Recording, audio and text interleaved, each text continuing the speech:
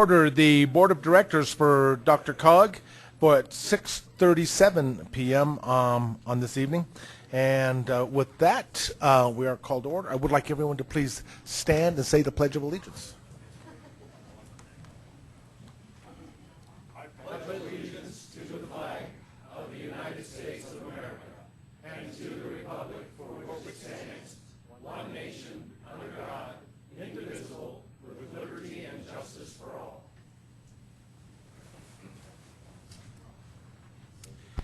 Thank you. Roll call, please.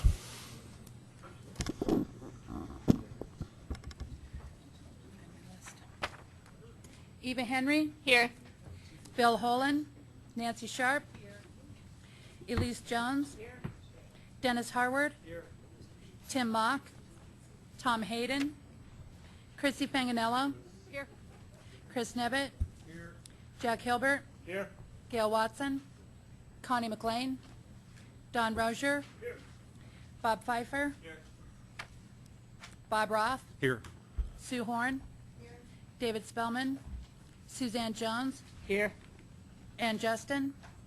Rick Pilgrim. Lynn Baca. Cynthia Martinez. George Teal. Here. Kathy Noon. Here. Ron Engels. Catherine Hyder. Doug Tisdale. Here. Gail Christie. Here. Jim Benson. Here. Charles Sigmund. Eric Hockmeister. Todd Riddle. Lori Keegan. Randy Penn. Here. Dan Woog. Joyce Thomas. Tanya Ishikawa. George Heath. Samantha Meering. Lisa Jones. Bob Easton. Laura Brown. Here. Henry Ergot. Paula Bovo. Doris Rigoni. Saoirse Karis Graves. Marjorie Sloan. Here. Ron Rakowski. Here. Brad Weasley. Stacy Luberger. Tom Quinn. Here. Jerry Bean. Here. Phil Cernanek. Present. Jackie Millay. Here. Gabe Santos. Jeff Moore. Hank Dalton. Bob Muckle. John O'Brien. Present. Colleen Whitlow. Here. Deborah Jerome. Here.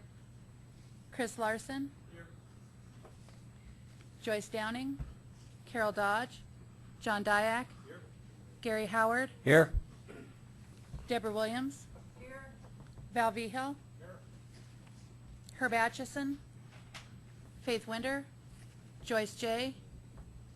Bud Starker. Doug Young. Deborah Perkins Smith. Here. Simon Tafoya. Bill Van Meter. We do have a quorum. Thank you very much, ma'am. Because we just went through roll call, I do want to point out we do have a member, a new board member, and that is Doris Rigoni, who's the alternate of Glenwood. Doris, are you here? Doris is not, but Doris is the official new alternate from Glendale. Also, I would like to point out we do have a alternate from Douglas County here. I'd like to introduce him, Roger Partridge. Go ahead and stand up, Roger. There you go. All right. So as you will soon to find out, that Roger will be a little more active here shortly. So, so I just wanted to make sure we introduced Roger to you this evening in that regard. We're going to move right now, if we can, into, I need a motion to approve the agenda. Okay, we have a motion to approve and a second. Any other discussion or discussion about amending the agenda? Seeing none, all those in favor say aye. Aye. Opposed, nay. Abstentions? It does pass. Thank you very much. I'd like to move right into the report of the chair. We have 3 items this evening that we're going to talk about. One of those, right after that, is the RTC committee report that we usually give. 2 of the items are on the consent agenda, and they were approved by the RTC and moved to the consent agenda, and that is both attachments C and D that are on that agenda at this point. Our 2 action items were also reviewed by the RTC. Item number 10 was approved by the RTC and brought forward with a recommendation for approval. Item 11 came forward and was discussed at length, and it came forward with no recommendation from the RTC. So that means that once the recommendation comes from the board, we will have to send it back to the RTC for final approval at that point in time, just so you know. So That is the status of the RTC report. The next item is that I would like to just at this point, I'm going to jump and add one item on my report and let Jackie Millay discuss. No, what happened? Jackie Millay, let me explain what's happening. Jackie Millay, when she did the appraisal or asked for people to fill out the directors, the executive report, Jackie had put out a challenge for all those who did it, that the first five people would receive an award. Those awards will be handed out this evening under other comments. So Jackie does have those. Am I correct? Yes, and you have to be present to win. That's the key. If you are not here, your award will go to the next person in line. So keep that in mind. She has a list, and she's ready to go. She will announce the award winners under other comments this evening. So, Jackie, I wanted to point that out. And the next item is a report about a vacancy. So, as I think everyone knows at this point in time, I have accepted a position with the state of Colorado. I'll tell you what that is. I did accept a position with their child welfare hotline to help direct and manage the implementation of that hotline on an ongoing basis. So it's a new program the state has implemented, and I had a long discussion with my family. I also would like to point, which means I'm stepping down as county commissioner 5 months early before I was term limited. So we'll be resolving that. I'm also stepping down. I ran for House District 44. As a state rep, I can't do that. It's a conflict of interest. I won my election, by the way. But at any rate, so unopposed. Yeah, there you go. Tough there. That's what I'm saying. Are you that scared? You ran unopposed and you're quitting? But I will be stepping down from that also. Or as my wife put it, let me get this right, honey. We just had our 43rd anniversary. So our 44th is in the horizon, and you're running for District 44. You pick. So I think I made a clever choice at this point in time. So, and anyhow, I think it'll work out. But that has created now a vacancy of the chair. My service here as the chair of DRCOG will end with the pounding of the gavel this evening for adjournment of this meeting. And so I have submitted that letter, and Roger then will be filling in immediately as Douglas County's board member. So that creates a vacancy in the officers, but this has created a little bit of a conundrum and a little thing that happened with our articles as we looked at them, something that was not accounted for. I had asked staff, hey, what happens? How do we do this vacancy? So Jennifer got hold of legal staff and how that process works, and this is what we discovered. And so coming forth to you in the future will probably be an amendment to the articles or some action to resolve that matter, because we realized that this particular situation may not have been considered when we put together. And here's the conundrum. As I step down, our articles call for that the vice chair automatically steps up, and that being Jackie Millay. But that means when Jackie steps up, she only gets to serve a half a term. Nothing in there calls for her ability to fulfill my term. It doesn't say to fulfill the existing term and then start her term. She actually only gets a half a term, which is kind of like unfair. And so as a result of that, we have got to amend the articles, and the officers are dealing with that now. They're working with legal, and they're going to be coming forward with some language regarding that and maybe some other issues around vacancies. So forthcoming in July, you will probably see something regarding that matter. So there will be a request to change the articles. We would have had addressed that this time, but it requires, we didn't know about it actually until 2 days ago, and it requires a 7-day or 5-day notice, I believe it is, of the board members whenever you make an articles change. So that will be put off. And in the meantime, though, Jackie is the vice chair. So her next meeting, she will sit up here as the vice chair, not as the chair, because there's a vacancy, because that appointment has not happened at that point in time. She will be sitting as the vice chair in the absence of the chair. So we'll be moving forward until you approve an articles amendment, at which point in time, what happens there happens. Any questions on that matter? All righty. So be nice, yeah. So I do want to say, and I know typically we wait to close, I just want to say this. It has been a pleasure, an incredible honor to work at DRCOG. I have learned so much in the world of transportation and funding. I mean, it is an incredible, complex process, much more so than anyone could imagine. I could go on, have to name everybody in the room as people who have looked up to for everything you've done, but I can tell you that working with such people as Bill Vidal has been an incredible event. Will Tour and I still debate and banter, but Will Tour is such a wonderful friend and was a mentor and taught me a lot. By hook or by crook, you either learned with Will or you paid the price because you didn't know the answer. If you're going to keep up with Will, you better run fast. That's all I got to say. And I really am going to miss all of you. I'm going to miss this down here. This has been a part of my life. It's like in our family. It's DRCOG night, honey, and she knows what that means. You know, I might see you before midnight. I might not. But anyhow, we're going to enjoy the heck out of at least having Wednesday evenings back again.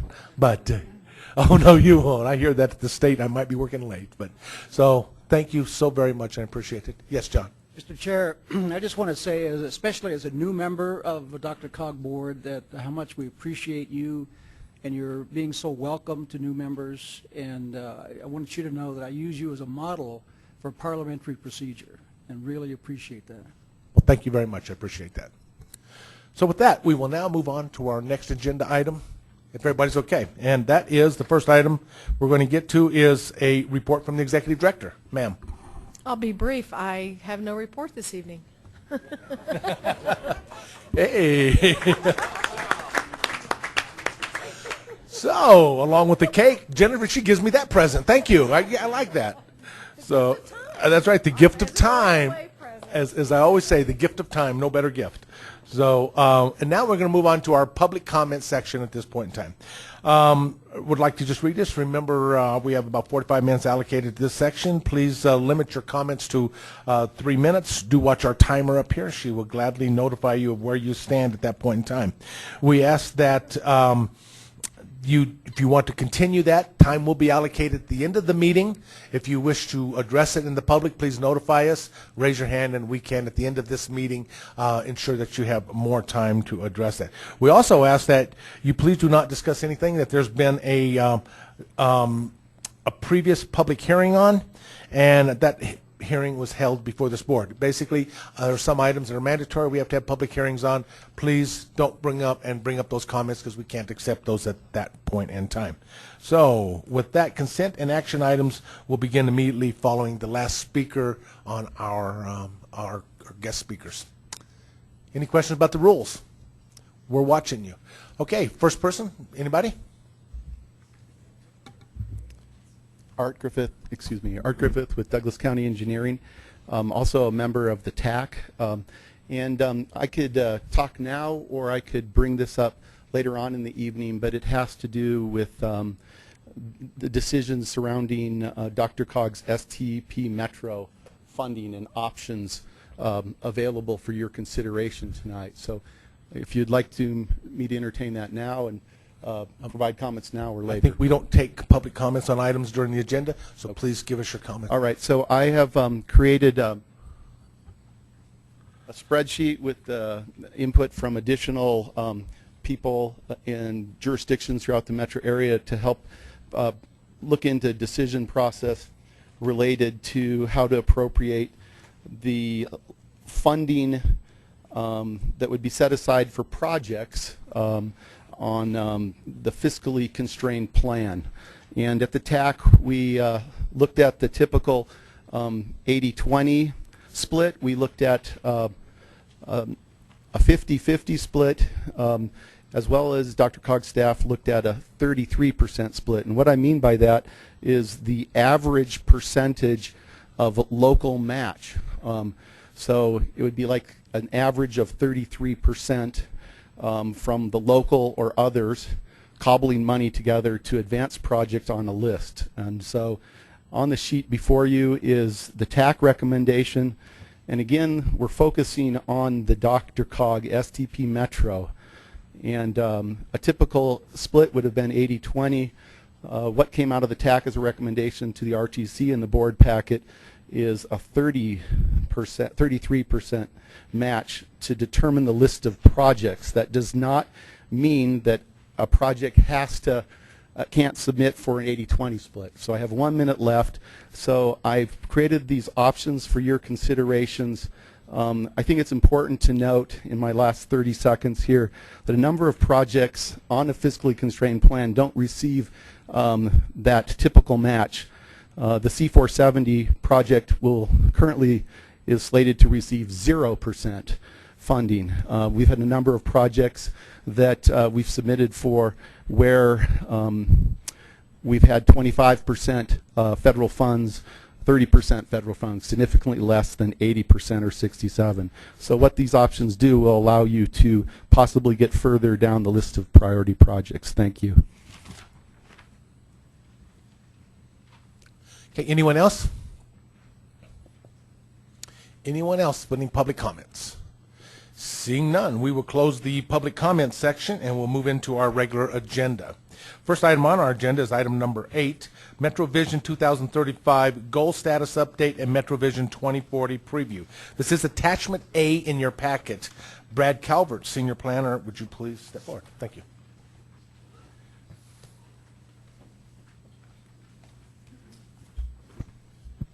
Thank you, Ms. Chair. Good evening, everyone. Bit of a potpourri item. I'm going to give you sort of two things at once, but you will see, I hope, that they are very much related. First half of this presentation is going to be related to how we're doing on the goals that this board established back in February of 2011 associated with our MetroVision 2035 plan. I'm going to give you each also a little bit of a preview as to what you will be in store for the update to bring that plan into MetroVision 2040. So a little bit of sort of kind of background for those that are new to the board. I know we have quite a bit of turnover. When I talk about MetroVision, I'm talking about what we call the umbrella plan, so a little show and tell. This is what MetroVision 2035 looks like that, again, this board took action on in February of 2011, and that really does inform what we do from the transportation planning process, not only our overall regional transportation plan, but also the fiscally constrained RTP, as well as the short-range transportation improvement program that obviously comes through this body as well. So a little bit of history on the current version of MetroVision 2035, as I mentioned, adopted in February of 2011, but really its history goes back to early 2009, when the board at their annual workshop gave staff direction that they really wanted to do a major update to the existing 2035 plan and introduce the concept of sustainability a little bit more directly into the plan. Working through that process, the board identified 17 or so key items that they thought would ultimately be a way to define this region if it were to be sustainable in the future, and slowly they sort of worked it down to a more manageable set of measurable outcomes. And so that's really what you see on the slide, and I won't spend a ton of time on this because you will see individual slides that have a little bit more detail on these, but those include goals like increasing the overall density in our region by 10% between the year 2000 and the year 2035, a really ambitious goal to accommodate 50% of all new housing and 75% of new employment in urban centers, also thinking proactively and creating a green infrastructure in our region by protecting additional parks and open space going forward as well. The board also took action and adopted a series of measurable targets related to transportation, thinking mostly about reducing the amount of SOV trips that people take to work to 65% share and reducing overall VMT by 10% over the course of the plan. This last thing that you see on the slide here is a direct quote from the plan, and I just think it's really important to emphasize these goals are regional goals. The expectation is not that every single member of DRCOG is going to contribute to those goals in the same way. It is about the context that makes sense for your community, what your local goals are, and then ultimately how you can contribute to those goals through your actions at home. So one of the reasons that made that particular set of goals attractive is that they're actually mutually supportive of each other. Basically what that means is by making progress on one of the goals, you ultimately have positive progress on other goals. So for instance, the better that we do in terms of accommodating growth in designated urban centers reduces the amount of water per capita that gets used in our region. increases the likelihood that we are going to have more people using alternative modes to get to and from work. Many of those then ultimately result in reductions in greenhouse gas emissions. So you should have in front of you kind of an overview of the full series of updates on all of the numeric goals associated in MetroVision 2035, and I'm really going to, in the presentation, just hit a few highlights, but if you would like some nighttime reading, there is more information here. So as I mentioned, we have had a goal actually for quite some time to increase the density in our region overall, and MetroVision 2035 uses a 10% figure, so increasing the density in our region by 10% between 2000 and 2035.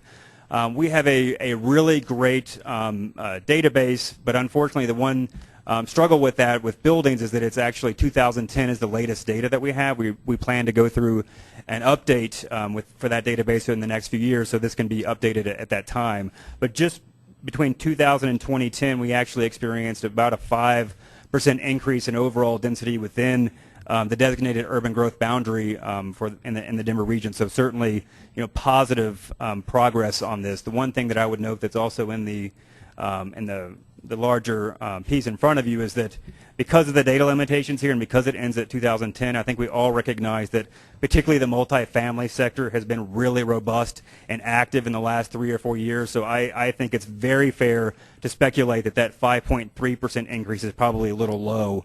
And if we had 2014 data, I suspect it would be inching closer to that 10% goal that this board set a few years back. We also have, as I mentioned, a pretty ambitious goal related to accommodating 50% of new housing and 75% of new employment in areas designated within MetroVision 2035 as urban centers.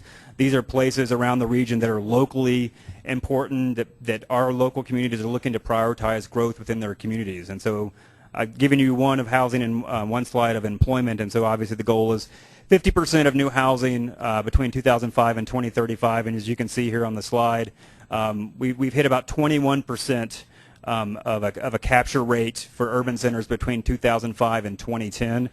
Just so you know, that's for 103 urban centers. This board recently actually added downtown Littleton to the mix, and they were not included in this analysis. But important to note that 21% is obviously a fair distance from 50%. Again, this is a data lag issue.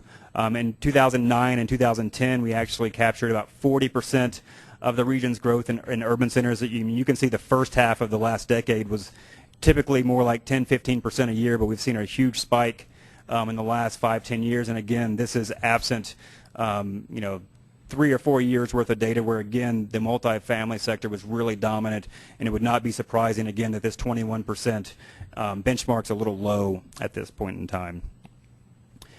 So same thing on the employment side, a different numeric target, of course, 75% of new employment captured with urban centers, and as you can see on the slide, we between 2005 and 2013, so we actually have newer data for the employment side of things. We captured as a region 55% of our employment within designated urban centers. And that I like this chart on the right-hand side because I think this is one of those goals that I think has been confusing to people. I think people have not recognized that this is a share of growth versus what we will be in 2035. The way that the goal works is actually by the time we hit 2035, if we achieved that 75% goal, we would be at ultimately 50% of employment in urban centers and 50% of employment in other areas. So we would actually be relatively balanced as a region. So it's not about 75% of all jobs will be in urban centers in 2035. It's about that growth between 2005 and 2035. So as I mentioned, also a series of measurable goals related to transportation. 3 that have numeric targets, so those are the ones I'll mention tonight. Reducing percent of trips to work by SOV to 65%, reducing per capita VMT by 10%, and then reducing annual per capita greenhouse gas emissions that are associated with the transportation sector by 60%. In the full snapshot, you get kind of a year-over-year version of this table, and there's so much fluctuation in the data that sometimes year-over-year can be a little misleading. So I just wanted to give you a few sort of benchmark years, and you can particularly see on the SOV mode share, Obviously, we are not at the 65%, but we are trending in the right direction. You can see this sort of decrease from 2005 to 2012, and the same thing on the VMT per capita, starting out closer to 25 vehicle miles traveled for each person in the region every single day, getting closer to more like 24 in 2012. But I did want to show you some of these sort of year-over-year comparisons just in case you're interested, and this is for that 65% of work trip goal as well as the VMT goal. So what you're seeing here is in the columns are sort of your yearly observed data, and then the bars represent what that goal would look like. And the thing that I personally found interesting, and I can use this one as an example, the mode share for folks traveling to work, is you can see this dip into 2008. That's when we had like massive gas price shocks in Denver and around the country. But even that is just really kind of in some ways a minor blip, and then you see it sort of increasing going forward. And then we hit sort of another high water mark in 2010, which is actually when we had our highest levels of unemployment during the recession in our region was sort of second quarter of 2010. So even as people have started to come back to work, we've actually seen that VMT mode share, or pardon me, the SOV share to work actually decline again as people have started returning back to work. So a lot of positive things to take away from both charts. And then the other one that I mentioned is, again, a pretty aggressive goal of reducing the greenhouse gas emissions associated with the transportation sector by 60% by 2035. You can work your way. This is ultimately kind of the math that sort of shows you how we get to the number. But we observed between 2005 and 2010 only about a 5% reduction. So obviously pretty far distance from that 60% goal that the board set. But I think the thing that's really important to recognize for that one in particular is the importance of overall vehicle fuel efficiency and being able to hit that target. And we now have new federal standards that by 2025, the average vehicle in the fleet will have a over 50 mile per gallon rating. And so we really expect, even though that 5% is a little worrisome, it really should, there's a big piece of this that we will catch a lot of improvement, at least we speculate that we will, in the latter years associated with this plan. So that's sort of the kind of where we are, and this is now the segue to kind of where we are going. To kind of give you a preview of what's going on with MetroVision 2040, staff's been working on this for quite a while with many of your staffs also involved, as well as stakeholders around the region. I just wanted to kind of give you a snapshot of the next 6, 9, 12 months about what's going to be coming through this body. So one of the things about this work is that it is continuous. So even though we adopted MetroVision 2035 in February of 2011, by May of 2011, just a few months later, this board had actually given staff direction as to what really should 2040 be. What is its purpose? So it is about identifying common values. It's pointing the region in a direction. It's serving as a call to action. It's going to guide decisions not only of this board but of other stakeholders around the region. So very early on, you gave staff a clear direction as to what this plan should be going forward. And you also gave us direction at your workshop in 2012 to really be go out and do some robust stakeholder engagement to make sure that this plan is really something that's endorsed and embraced by people around the region. And so we've been doing a lot of that for the last few years. Here's just sort of some examples of the types of things that we've been doing. Interviews and focus groups. Most of the time, those have been led by third-party folks, so that if they want to talk about us or other folks in the region in terms of how we're doing or how we're not doing, it's going to be a really impartial forum to have that conversation. Series of idea exchanges that we have with stakeholders in this room every couple of months to talk about key issues. We had a local government survey that we put out to all of our members last summer, got quite a bit of feedback, and that was actually a very similar setup to a conversation that the board had at your workshop back in 2013, which was, what are some local issues that are going on in your community, and how do those ultimately kind of play out at the regional scale? We've had an online tool we've been using for several months to gather feedback, sort of in the virtual space, series of listening sessions. We've been doing a lot of sort of understanding and recognizing what our peers around the country are doing, whether that's the MPO or the COG in Seattle or Minneapolis or Dallas, thinking through what are our peers working on, And then this board actually established a series of advisory committees to assist with this plan update. A MetroVision Planning Advisory Committee, which is a technical committee, but also a Citizens Advisory Committee that's been meeting every couple of months for the past few years. So during that engagement process, we've largely focused on issues, but we've heard some kind of big picture things too about what to be thinking about in the plan. And it really kind of comes down to MetroVision 2040 is an opportunity for the plan to really catch up. There's a lot of innovative things that are particularly happening at the local level that this plan could simply figure out some way to recognize and bring to the attention of everyone in the region. It's also important to understand that there's so many connections throughout the plan that those need to be established and very clear. It's also really important to understand that DRCOG's role in supporting this work should be something that we consider throughout the process. What is our role, either directly or indirectly, in implementing the plan that comes before this board? And then obviously one of the things that we heard very much, particularly from our local government staff, your staff, is make connecting to the plan easier. It's a regional plan, but how do we make it a plan that ultimately our member governments can connect with and understand how they can contribute to the goals that are laid out in the plan? So through a series of conversations with stakeholders and the direction that we've had from this body so far, we kind of have a working outline that we've been using to kind of what we're aiming for. We want to limit the number of sort of themes and topics, but there's going to be a series of new and expanded topics that are included within that. And again, let's connect the dots across plan elements. Right now it's just sort of issue by issue, but it doesn't necessarily make a broader set of connections. It's also important to recognize that while this is a long-term plan, it's the year 2040, we should recognize that there are near-term actions and strategies that we need to consider so that we can track our progress going forward. And also let's recognize the great work that communities are already doing to ultimately contribute to the achievement of the goals, and what are some other things that our local communities could be thinking about. And then obviously one of the things that's been going on is we've had a Sustainable Communities Initiative in our region very active for the last 2 years or so. There's a lot of lessons learned from that process that we might could integrate where appropriate into this plan. So I will promise you the plan that you see for MetroVision 2040 will look substantially different than the MetroVision 2035 plan. But I really just wanted to give you a heads up on 3 critical new topics that are going to come before this board most likely. One of the issues is community health and wellness. This is something that came up over and over and over as part of our stakeholder engagement efforts.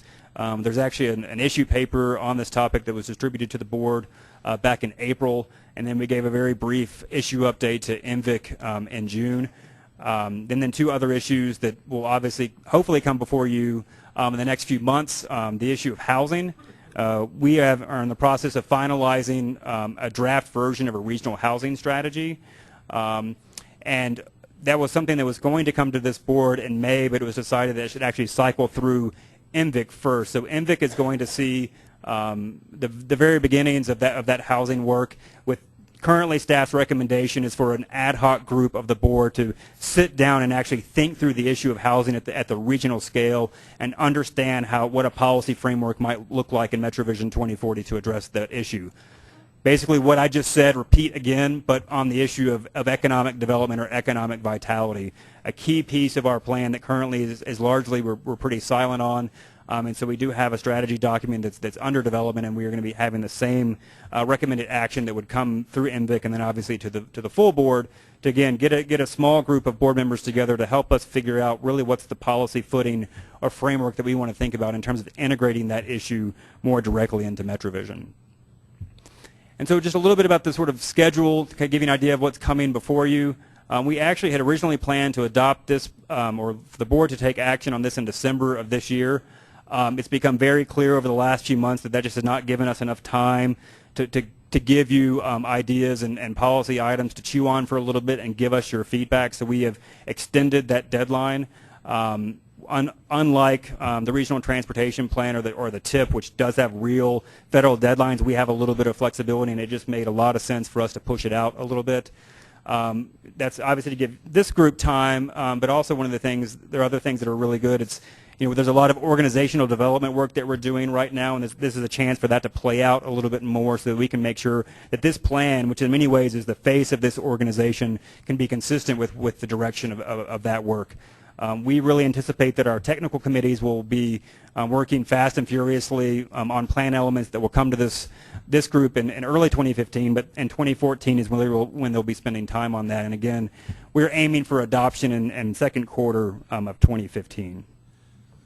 So to give you just a quick sort of rundown of how sort of information is going to be presented to this group, we really will rely on NVIC largely throughout 2014 to give a series of issue updates, let you know what we've been hearing from stakeholder engagement activities, what the data may be saying about specific issues, and that'll happen in a variety of ways. Sometimes it will be very specific policy issues, maybe just urban centers, and sometimes it will be bundles of issues like the environment section, which has a series of issues related to it. We currently have penciled in right now coming back to this group at the end of the year to really kind of give you an overview of where we think the plan is headed from a stakeholder engagement perspective, what we've heard from NVIC, so that you have a sense as to what early in 2015 you're going to be asked to consider and give feedback to us on. And then in January we really kick off bringing in sections of the plan through both the board and NVIC in 3 consecutive months, January, February, and March. So by the time March comes, you've actually seen the entire plan. And so then we roll into the adoption schedule with the public hearing version of the draft done in April, and then obviously final action would be then scheduled for both NVIC and the board in June of next year. And that concludes my presentation. We have questions. Mayor? Yes, Brad, thank you so much. Question particularly on the newer areas and what might lead to policy setting on the part of the board and getting related to that. So I'm going to take a shot and then you'll correct me.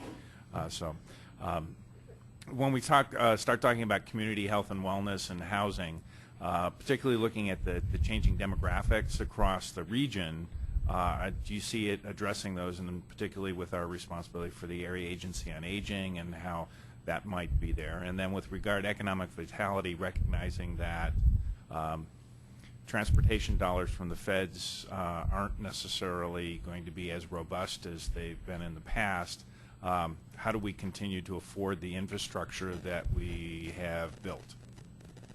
So, one of the things that's interesting is those 3 new issues. Economic vitality and housing are pretty similar. Community health and wellness is in many ways different. One of the things that we've learned is that a lot of those issues are actually kind of covered in MetroVision 2035. It's just not explicit. It's not really upfront, right? It's a part of what that work is going to be, simply making that connection across plan elements. And you mentioned the demographics piece, and that's we've identified early on maybe a half a dozen to 8 sort of key drivers of what's going on in this region that this plan ought to respond to, and one of those is the changing demographics, particularly the growth in the older adult population. On the economic strategy side of things, infrastructure is a big piece of that. One of the things that we heard very early on in our conversations, we probably had 3 or 4 focus groups with the economic development professionals around the region, and that's one of the things that they brought up. Specifically, things like the last mile issue is that we recognize that we're making a lot of investments in transit infrastructure, but right now it's not moving the needle in terms of business location decisions, and that's largely because of that lack of infrastructure. That's certainly a piece of information that will come before this group. And really, the reason we've recommended those ad hoc groups is, we think because those issues are so new, we want the board to be really involved in setting that policy foundation. We just think it's really critical for this group to really shape that more so than reacting to what we might bring before you. Any other questions? Seeing none, thank you very much, sir. Move on to the next section of our agenda, which is the approval of the consent agenda. We have 3 items on our consent agenda. We have the minute approval, we have the resolution that was brought forward and recommended by RTC regarding the 2012-17 TIP program. We also have the resolution adopting the Regional Intelligent Transportation System that was also recommended by RTC. Any action from the board or any item a board member would like to pull? Seeing none, I would seek action, please. We have a motion to approve and a second. With that, any other additional discussion? All those in favor, please say aye. Aye. Opposed, nay. Abstentions. Okay, move on to our action item. We have 2 action items this evening. We have items 10 and 11. Those would be attachments E and F. The first item is action to adopt a resolution establishing a commitment in principle up to $50 million in DRCOG-controlled federal funds to CDOT towards the I-70 East construction project. Doug Rex. Thank you, Mr. Chairman. Good evening, everyone. Yes, as the Chairman just mentioned, you do have for your consideration this evening a formal request from the Colorado Department of Transportation to commit up to $50 million in DRCOG-controlled federal funds towards the first phase of the I-70 East reconstruction project. The formal request letter as well as a summary briefing is included within your packet.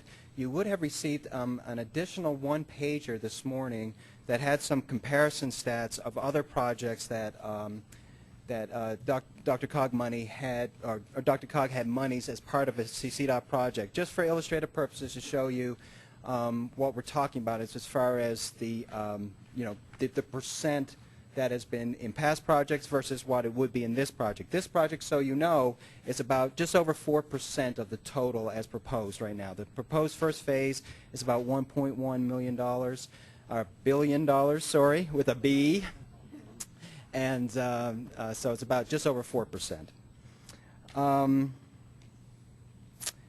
Let me see, what else should I tell you? Well, you know, last month, for those that were present, you'll recall that CDOT gave a presentation on future transportation funding, and one of the projects they specifically highlighted in that presentation was this particular project, and requesting or seeking partnerships, more specifically with DRCOG. So this is the formal request. I will say that if you do decide to go this direction, the staff does have a recommendation on how to allocate those funds. We would suggest, and this is included in your memo, that we split that $50 million over 2 TIP cycles or 2 TIP calls, so that would kind of alleviate some of the pain in our future TIP call, which will come here in the next month or so. But while there will be $25 million each TIP cycle, it will still be within CDOT's construction time frame. So it's not a particular issue with them. We've had conversations with them, and they feel that's appropriate. I'd be happy to answer any questions with regards to the funding strategy. We do have a contingent of CDOT staff here today, as well as Deb of course is here, and they'll be able to answer any questions on the project. Any questions of staff? I would seek action, please. Oh, we do have a question. Mayor Cernak. Rex, at some points in time we've had a discussion about taking some of the federal dollars, putting it over into CDOT in exchange for not necessarily federal string associated dollars. Was that ever a part of the discussion in this allocation, or is that something that we can consider as well? It's a good question. It was not part of this discussion, certainly. Jennifer, I don't know if you want to answer that. We broached this with CDOT last year, and we haven't talked about it again since, but Deb is here. She and I were the 2 individuals that talked specifically about it. I'm certainly happy to get together and talk again, but Deb may have some more information about that. I don't know. It was not specific to this project, but it's a concept that we can explore again. I'll call and we'll set up some time. Yes, ma'am. Yeah, Ms. Jones, please. Thank you. Well, so I think there's no doubt that this is a very important and regionally relevant project. I have a couple of clarifying questions, though. I just want to understand sort of why we need to take it off the top. I mean, given that it seems like a very meritorious, is that the right word, project, it seems like it would compete well. So I guess I don't understand how we decide when things come off the top. And I guess presumably that means that there's $50 million or something else that's not going to get funded. So it just seems to me that we should maybe discuss a little bit what we knock off the bottom if we don't go through our normal process. So I guess if you have some thoughts on that. Well, yeah, I mean, you know, it's certainly not the first time that we've taken off the top stuff. In particular, Fast Tracks, the commitments for Fast Tracks was done this way. I think it just shows a stronger commitment from the board to that project in particular, that it has stable funding. That, I mean, there's obviously an opportunity. There's always the chance that if it's in competition with other projects, that it potentially could not be funded. But like you said, the project does score. It potentially would score well. But I think that's primarily the reason, was that it provides a stable commitment to the project, so they know that they have that money in principle going forward. If I can ask a follow-up question. So we went through a lot of discussion about how much to spend in different categories of projects. This one, and you can correct me if I'm wrong, appears to be primarily a roadway capacity project.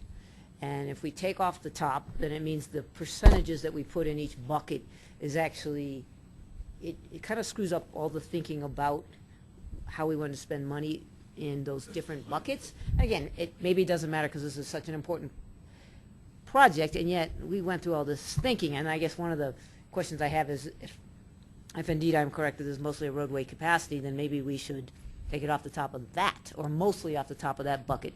Or otherwise, why did we go to all the trouble to try to figure out the relative, we spent a lot of time on that. So yeah, I guess that's another question. Jennifer? I won't speak to the, you're exactly right.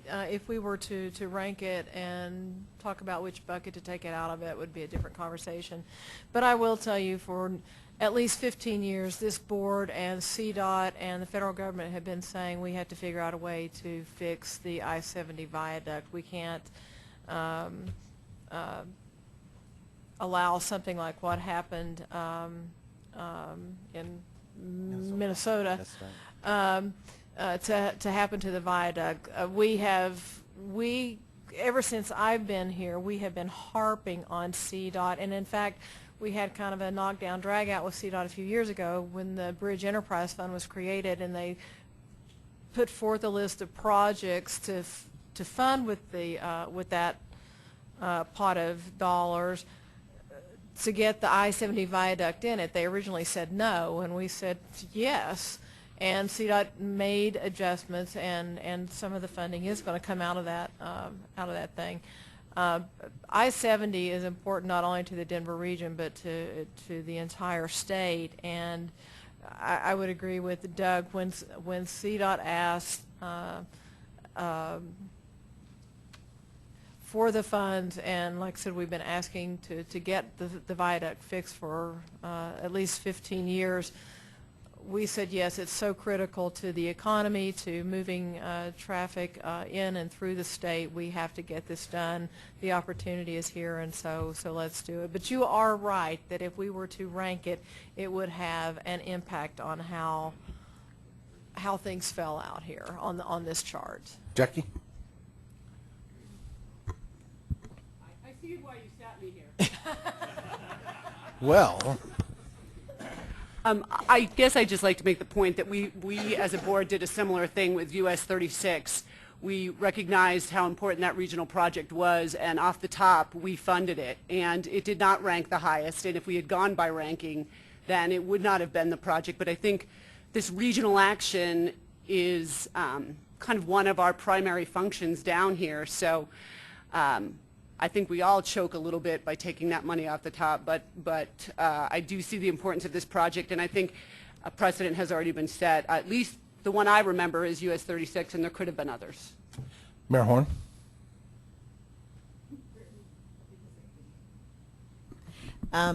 So I would just add to that, not only is that the case, but if we tried to put this into buckets, I think it might be difficult, because on first blush, it might look like it's congestion mitigation. Second look is clearly safety, and so I think it would be spread among a couple of our buckets, if not all of them. And for all the other reasons we talked about, we've done this before. I think it is really important that we fund this and dedicate that funding, and they have that to work with. One of the things that happened with the 36 project was that because we had dedicated that funding early, they were able to use that to get a Tiger grant, to get some other funding. The same thing with Fast Tracks when we did some of the things there. It can be very helpful when you're trying to come up with all of the 1.1 billion from various different sources. So I think the earlier that we commit to this, the more useful that money is going to be for leveraging purposes for CDOT for the entire project. So for that reason, I'm really in favor of this. Deborah? I just wanted to point out that, yes, in addition to capacity, safety, in fact, safety was the major issue. You may not know this, but it's a 50-year-old structure. And in the past, it was rated poor. We did some interim improvements to it to kind of Band-Aid it for a few more years. And it's in the poor category, which makes it eligible for Bridge Enterprise. This size of project, I think we did an estimate. The cost of it is such that the funds that are being used out of the Bridge Enterprise, it could have gone to maybe 50 other bridges throughout the state.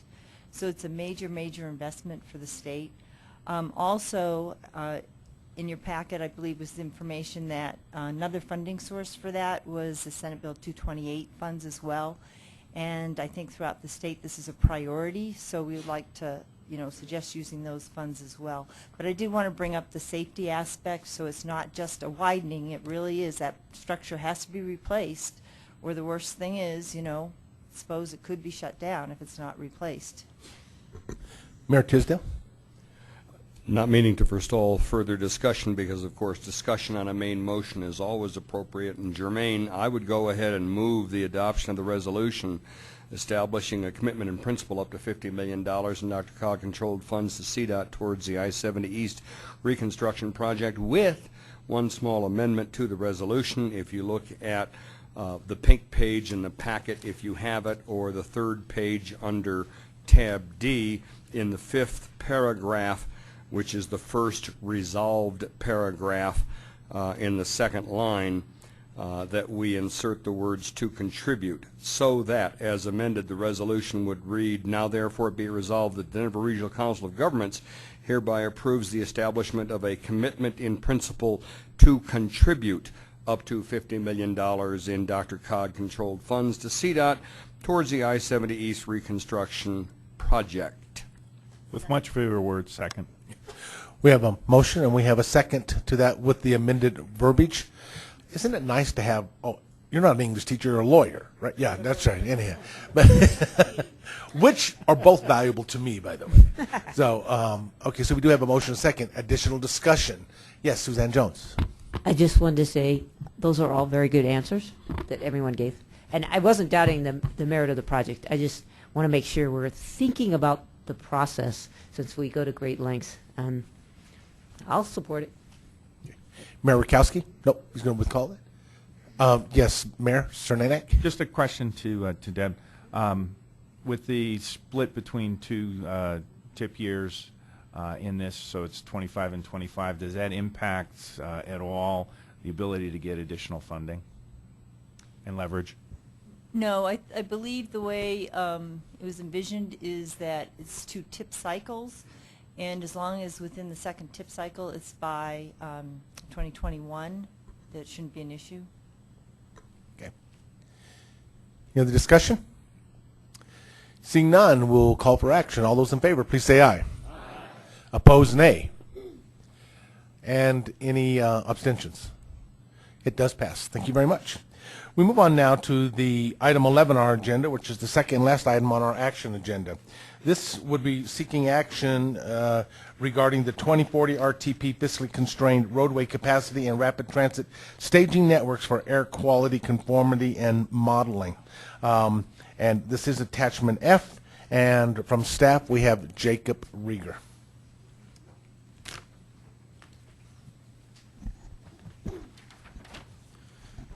Good evening, and thank you very much, Mr. Chair. A lot of information in your packet on this item, but I think I can distill it in a way that's pretty straightforward to get to what we need to get to in the discussion tonight. But I do want to cover a few things. One slide only on federal requirements for Regional Transportation Plan.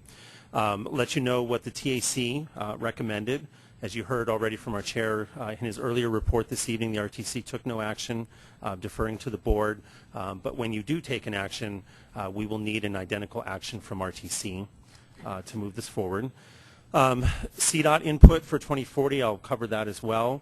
Revenues for 2040. Air quality conformity and project staging is an important component that I'll mention as well. And then I'll end by just giving you a kind of brief, schedule. Where are we at, where are we going? So I promised you one slide on federal requirements, just three that I want to highlight. There's more than these three, but for our discussion tonight on the fiscally constrained plan, I want to highlight these three. We have federal requirements that say that we need to identify individual regionally significant roadway capacity and rapid transit projects. So what that means is that in our existing 2035 Regional Transportation Plan and in the 2040 RTP that we're developing, we need to show those big ticket capacity, those major roadway widening, interchange, rapid transit types of projects in the plan. Whereas other quote-unquote smaller scale projects, we show budget line items in the plan, but we need to call out those big ticket items individually. We need to show that revenues are reasonably expected to fund the projects, those big projects that we identify through 2040. So that's the term fiscal constraint that I think most of us are familiar with. And then we also need to identify the implementation period, meaning our air quality staging periods for when these projects are going to start coming online in the plan, and I'll talk more about that when we get there. Not giving short shrift to the other federal requirements, but for now, those are the three that I want to highlight. So let's talk about revenues for 2040. So we work with CDOT, they're derived from CDOT's program distribution process.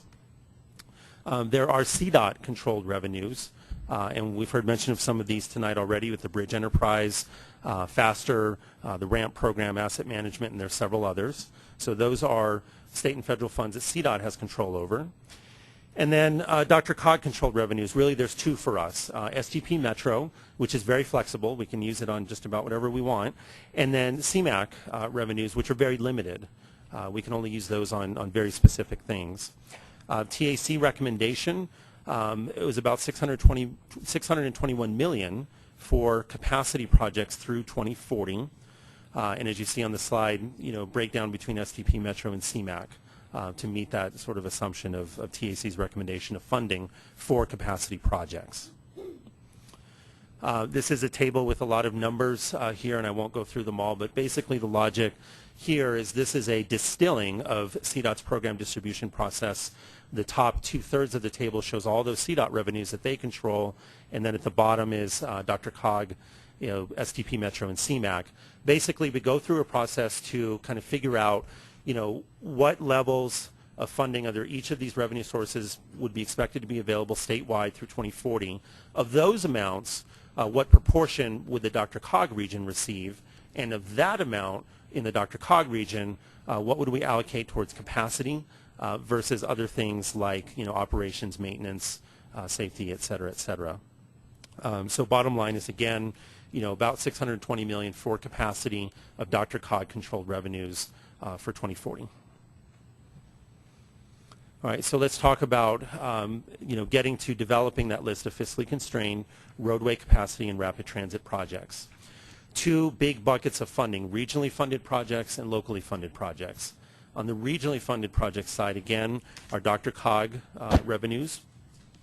And what we did here is we went through a solicitation process with our member local governments, with your staffs, to identify candidate projects to evaluate in a competitive scoring process for 2040.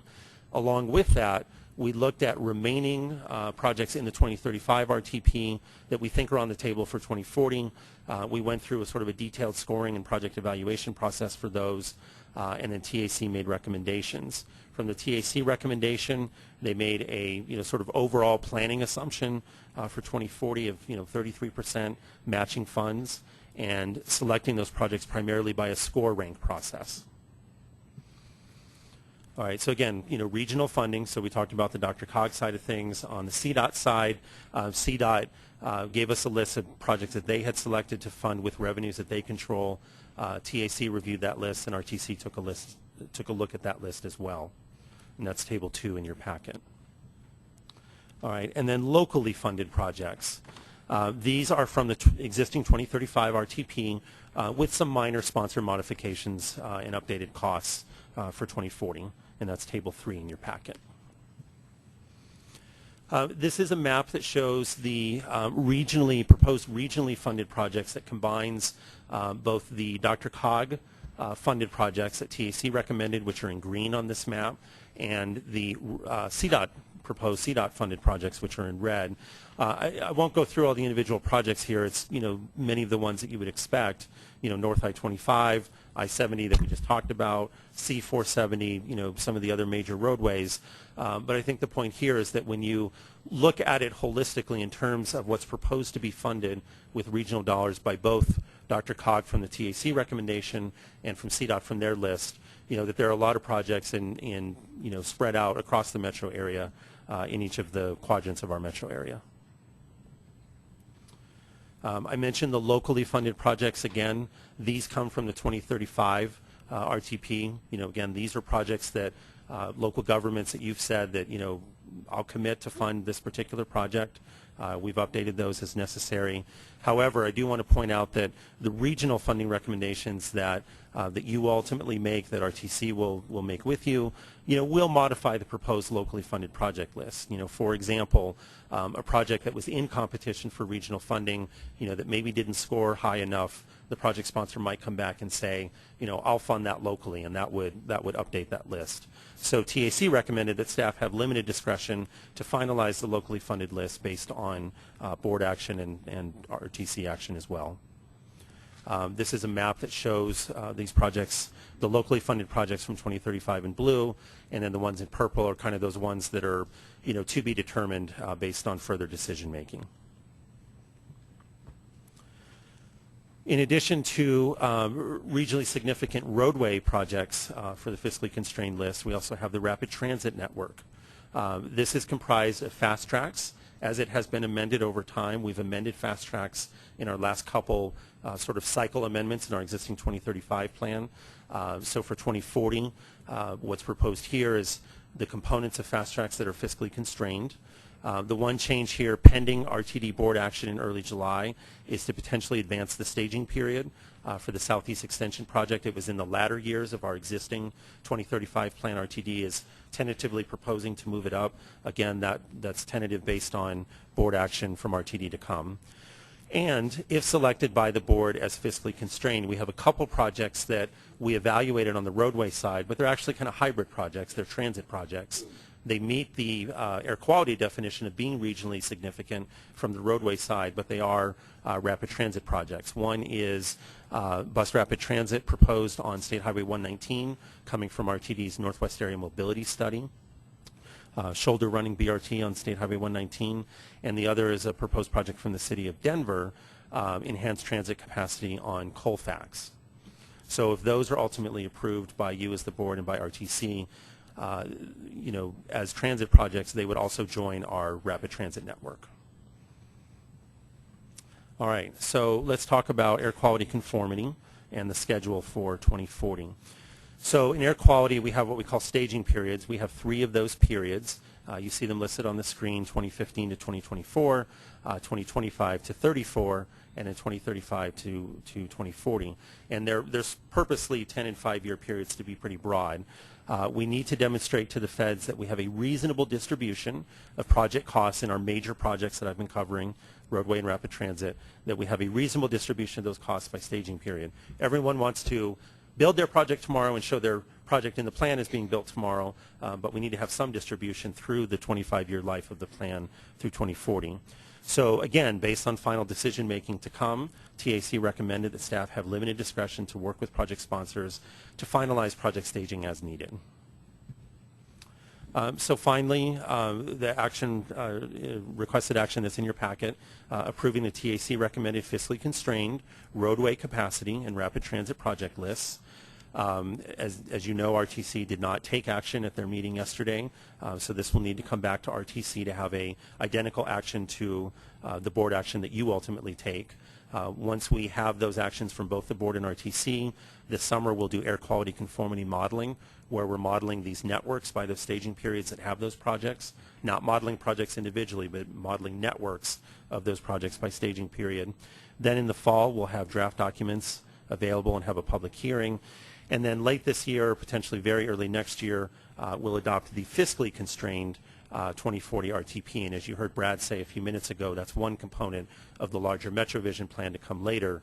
But to meet our federal deadline, we need to adopt the fiscally constrained 2040 RTP. And with that, I would be glad to answer any questions. Thank you. For purpose, before I call on and begin to have discussion, I would like you to help us here, Mr. Rieger, with a couple of definition purposes so that the whole board is on the same level on a couple of items. When you put something in the RTP, in order for, why does it have to be in the RTP, and what kind of funding are you eligible for if you're in the RTP, and why would one care if it was on the RTP? So what we say about the RTP is that projects that are included in the RTP, regardless of how they're funded, are eligible to compete in the TIP. People view it as an entitlement to be in the RTP. What it really means is that you've passed your first competition and you're eligible to compete for the TIP. The reason that you want to be in the RTP, besides the flippant answer of it being a federal requirement, is that it does make you eligible for federal funding. Right. So if you're not on the RTP, you're not eligible for any type of federal funding or federal-related dollars, which then probably would include CDOT-based dollars, if I'm correct, okay? Which would also not make you eligible for such things as Tiger grants, TIPIA grants, fast starts, any of that stuff? I mean, some of these competitive federal programs have their own kind of specific requirements, but for example, in the Tiger program, one of the emphases of the Tiger program is that, they want to see this as a regional priority. Right. So the point then there being, if it's not on the RTP, you have to become 100% self-funded then at the local level. So when you said local level, what you really were talking about is 100% self-funded. Or to be amended into the RTP. But if you're amended into the RTP, then you have to have fiscally constrained, which means that where does the money come from to be fiscally constrained? And what are those options? So either state and federal sources, that I've covered, Metro and CMAQ and all those other state and federal sources, or you can be in the fiscally constrained RTP if you locally commit to fund a project locally. Okay. So, and I just want to make sure the board understands it because I think it's clearly make sure everybody's on the same level. What that means is that if you later want to amend into the RTP, there either has to be new federal dollars made available that are not already committed. Okay, so something becomes new and available wherever it is, and then there's a call for projects, and those projects are put there unless you go to the wait list with the projects that are already scored. And we've had that discussion before. The other option is, which is what happened at C470, is in order to get on the RTP, we had to become self-funded and find a self-funding mechanism in order to get on that list, period, which means you weren't eligible then for tip dollars or any other dollars at that point. Is that correct? Okay. I just want to make sure we're clear and we understand where that's at so as we begin that process. Okay, Eva. I was hoping that someone could enlighten me on why the RTC wasn't able to take a position on this, a recommendation. Well, okay. I will tell you what. Rather than put anybody else on the limb, since I chair the RTC, I will go ahead and take that challenge on at this point in time. All right. First off, you have to understand the RTC requires 12 votes in order to pass. Okay, so that's the first thing to understand. And we had 14 members, I think, present at the RTC yesterday. And so the RTC then, whatever a project or action took forward, a recommendation had to have 12 of those 14 in order to move it forward. Everything, I think, was the only consternation or questions came on two projects, to be straight honest, and I'll just put them out there.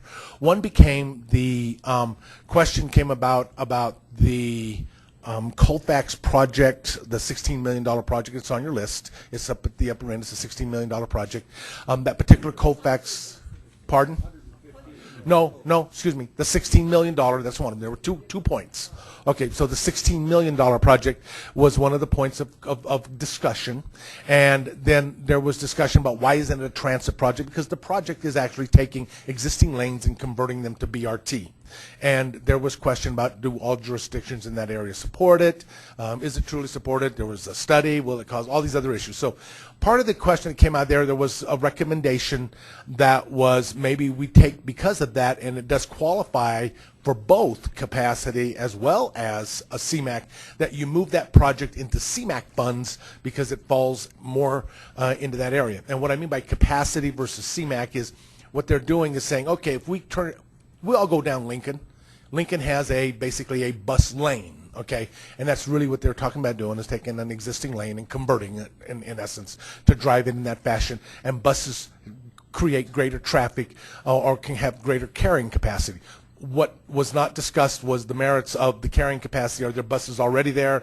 What does RTD say? Does that increase the carrying capacity? How does that flow it through better, and everything else? So all those are things was a point of consternation. There wasn't one recommendation that maybe that project should move into the CMAQ funding portion, which is a $160 million pool. That was one.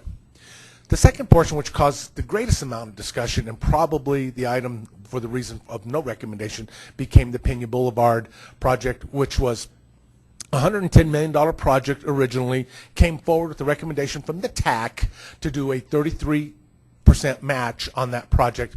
The 33% match means that the project would be been funded at 80%. Okay, and so that means, at $80 million versus 33% would be local match. So, and that's what came up. And there was a lot of questions about that project, such as, was such a high demand. Because the roadway, and this is how the conversation went there, because the roadway was a recommended capacity increase from 4-lane to 8-lane, then the question became, it's a doubling of capacity in such a large entity, why not be seeking other funds to help manage this, such as a public-private partnership or a managed lane concept, some type of managed lane concept, some type of developer contribution, because the section of Pena Boulevard, which is actually the airport road, is between I-70 to 470. That section was disqualified by the FAA as qualifying for airport-supported dollars because the projected transportation study that was done in January of 2013 showed about 41% of the roadway traffic, and by 2035, about 160,000 trips based upon the development in that area was outside the purpose and prime role of the airport, quote unquote. And so there was issues there that had taken place. So there was a lot of consternation by some of the members about, wait a minute, this plan is not fully studied, not fully vetted, not ready for prime time, and such a large dollar amount takes off a huge amount out of the top of the $420 million that are available for the entire STIP. For the Metro funds that are there. And so as a result of that, and that, I'm just giving you a very short synopsis of that hour-long conversation, hour-and-a-half long conversation, then there's still a lot of concerns as to, is that the right project? Is that funding mechanism right? Because it was so large at that point. And so when they took the vote, it was 9-5. They took the vote a second time, it was 9-5 again. And so henceforth, it didn't pass because it didn't have the 12-vote mandatory requirement. Eva. And to put another cog into this little issue of Pena Boulevard, I'm sure you all have heard about a little agreement called an IGA between Denver and Adams County. We actually have a maintenance agreement in that IGA, which right now is in the middle of negotiations and possibly a lawsuit. So my request is for us to table that project for now, for that very reason. Okay, any other discussion? I don't hear a motion, but I heard a request. But yes, Mr. Nevitt. Yeah, I think we need to spend some more time talking about this. This is, the projects that go into the RTP are projects that are going to set the stage for a decade. And so a project is either in that RTP or it's not. And the need is clearly there. We can go into more detail on that. We're in a collaborative process to figure out exactly what an expanded Pena Boulevard would look like, and that's something that we'll be doing with Adams County and other jurisdictions with entrances and exits off it. But to leave it out of the RTP is to court disaster. I mean, you're saying, well, we'll just live with Pena Boulevard exactly the way it is for the entire RTP period. We know what's going to happen with development. We know what's going to happen to Pena Boulevard. We know that a substantial proportion of the traffic on Pena Boulevard is not airport traffic, and that thing was built with FAA funds. So the FAA is going to say, wow, Pena Boulevard is getting all clogged up. That road is for the airport. The other entrances and exits need to be closed, so this road can just be used for the airport. I don't think that's a road, pun intended, I guess. I don't think that's a road we want to go down. So let's have a conversation about, you know, what appropriate funding looks like for Pena Boulevard, but to leave it out of the RTP is, I think, a big problem. Okay. Any other hands? Well, Mr. Rakowski. Two other points that came up on the Pena Boulevard, which there was no information provided, was one, whether there was any developer cost sharing with the potential change, and then the other issue was what deadline, if any, FAA had imposed on the city and county of Denver to fix things. And I think those are critical information items that would have to happen before any decisions should be made. Did anybody hear that? Okay. Any other questions? Mayor Tisdale? One thing that I think is a sort of a natural question based upon the comments is whether, in fact, understanding and accepting the inevitability of increased usage of Pena Boulevard, increased difficulties and congestion with Pena Boulevard, and the fact that all of the relevant jurisdictions who signed the IGA are going through a collaborative, cooperative process and trying to address a lot of these issues. The difficulty is that I see from some of the discussion that we've had tonight and that I've had reported to me from the other meetings is the sheer amount does such havoc to the math.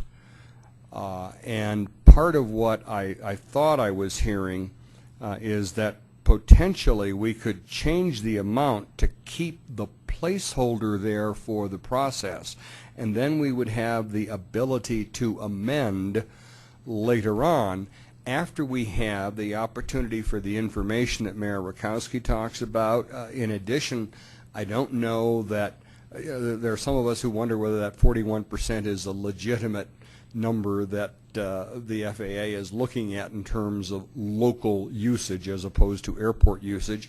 We don't have any information relative to the impact of the light rail and what that will mean to utilization of Pena Boulevard. And so I'm wondering if there isn't some in-between number we could use to put in there that would hold the project so it's there.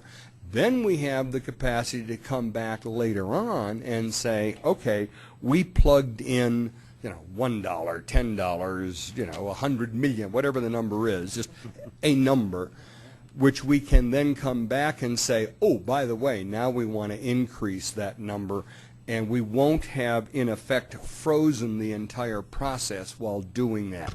So it's in part a question to Denver, really, if we might be able to come up with that number, and then maybe we could use that and we might be able to approve the list tonight instead of adopting the commissioner's suggestion that we simply table that one. I think we'd like to move forward, but we have to have some comfort that we haven't sort of given up the whole show at one throw.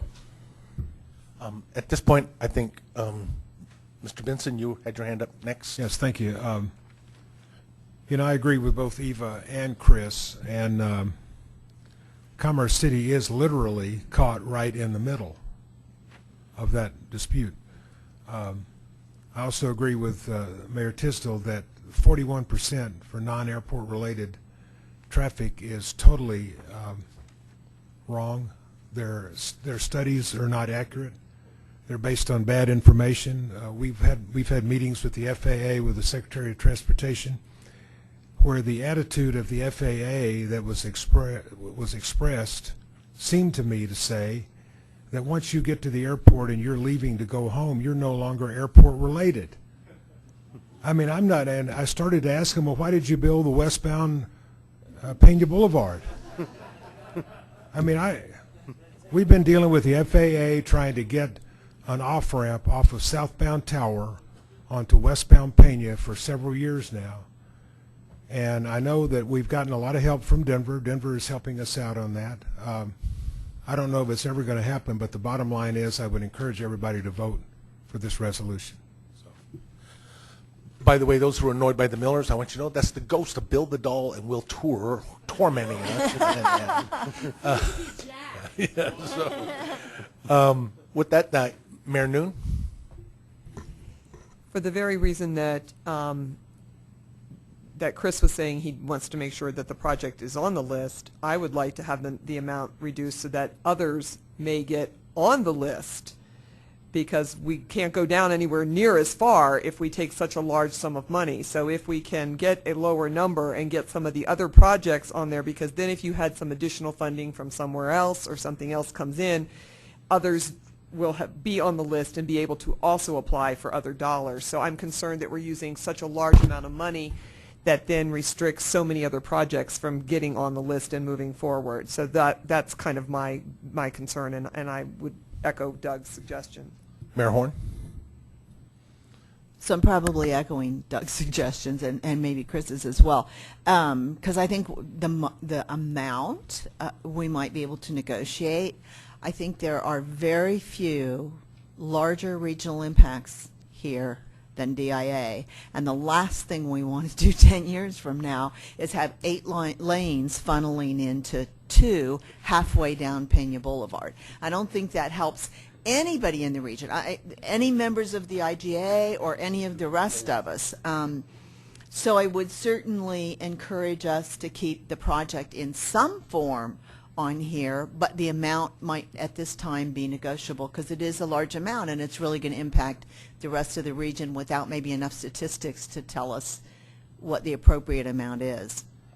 Okay, what I would like to do at this point, I want to make a comment if I can, just so you know what you've heard people talk about, projects and lists and other projects on the list that can be impacted if those funds were made available versus reserving them for something we're not feeling comfortable, I'm hearing anyway, about what the total funding mechanism. So I'm just going to point out a couple things. On the spreadsheet handed out earlier, there are options in there that do fund additional projects farther down the line if we were to do that. I do so also want you to understand there have been situations where projects were lowered, but on the RTP. They made it to the RTP, and that's key, with the agreement, okay, it's locally funded, but then at a later date, when additional funds became available, those projects were brought back up for policy discussion for additional funding, which things were added back to them, okay? So that is something this board has the prerogative to do, so you can do that. The hardest thing you ever have on a project is getting it here. Getting it here is very critical, and that would agree with the councilman. You got to get a placeholder somewhere. Now, I don't know if these are the right amounts with that, but I do know that when you look at, and I'm just pointing out a couple of the options, 3 and 4, or just most of them, you begin to see more projects go down the line, and we begin to get projects on a list, and that's part of the key that we have in that process. Now, there has to be some validity, obviously, because I will tell you, if we just drop a dollar amount, like $1 on a project, the federal government would say, saw that game before, they don't cut mustard, go back and try again later.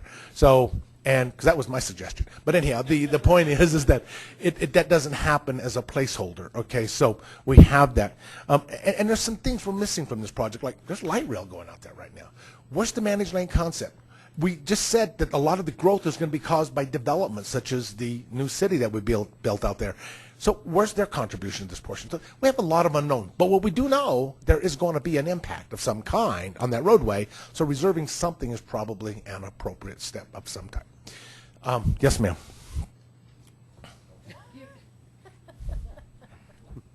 Given the comments that have preceded, I'm just going to make a motion to recommend this option 4, the rose-colored last column option, because it does allow the most projects on the list. So, right, option 4, it does reduce the Pena Boulevard contribution somewhat, but it does then add some additional projects onto the list. And I realize that is with a 40% match. So, I mean, that, just throwing it out there for discussion. Okay, we have a motion. Do we have a second? Second. We have a second. So now for discussion purposes. Well, first person, wait, I'm going back. First person was Chris. This may be going backwards just a little bit, but I want to express to our regional colleagues that we're very much aware that this is a very expensive enterprise. And is this the precise cost of this project? We don't know. All these projects are in sort of different stages of conceptualization, so we don't know precisely how much they're going to be. We are the decision to use managed lanes or tolled lanes for Pena Boulevard is still a question to be answered. We're entirely open to that. So I don't know where the notion came from that there's not going to be tolled lanes or managed lanes. I also want to point out that the question about the transit, so transit will be taking some pressure off of Pena Boulevard. That's what we all expect.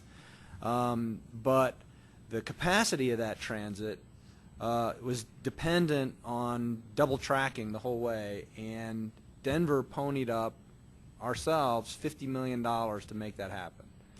So contributing to the carrying capacity of Pena Boulevard by moving it onto transit, we've already ponied up $50 million for that to happen.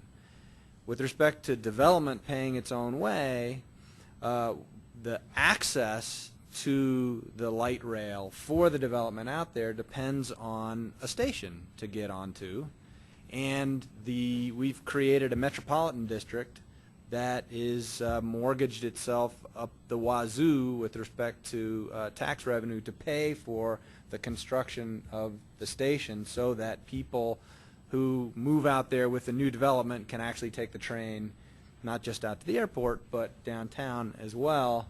So development is already ponying up in a very serious way to take capacity or to take traffic pressure off Pena Boulevard. So all those things said, I totally get where everybody's going. If we can bring this number down, and I have the same heartburn. I want as many projects from our sister jurisdictions on this list as possible, but the further down you bring that number, even though we're dealing with sort of a an estimate,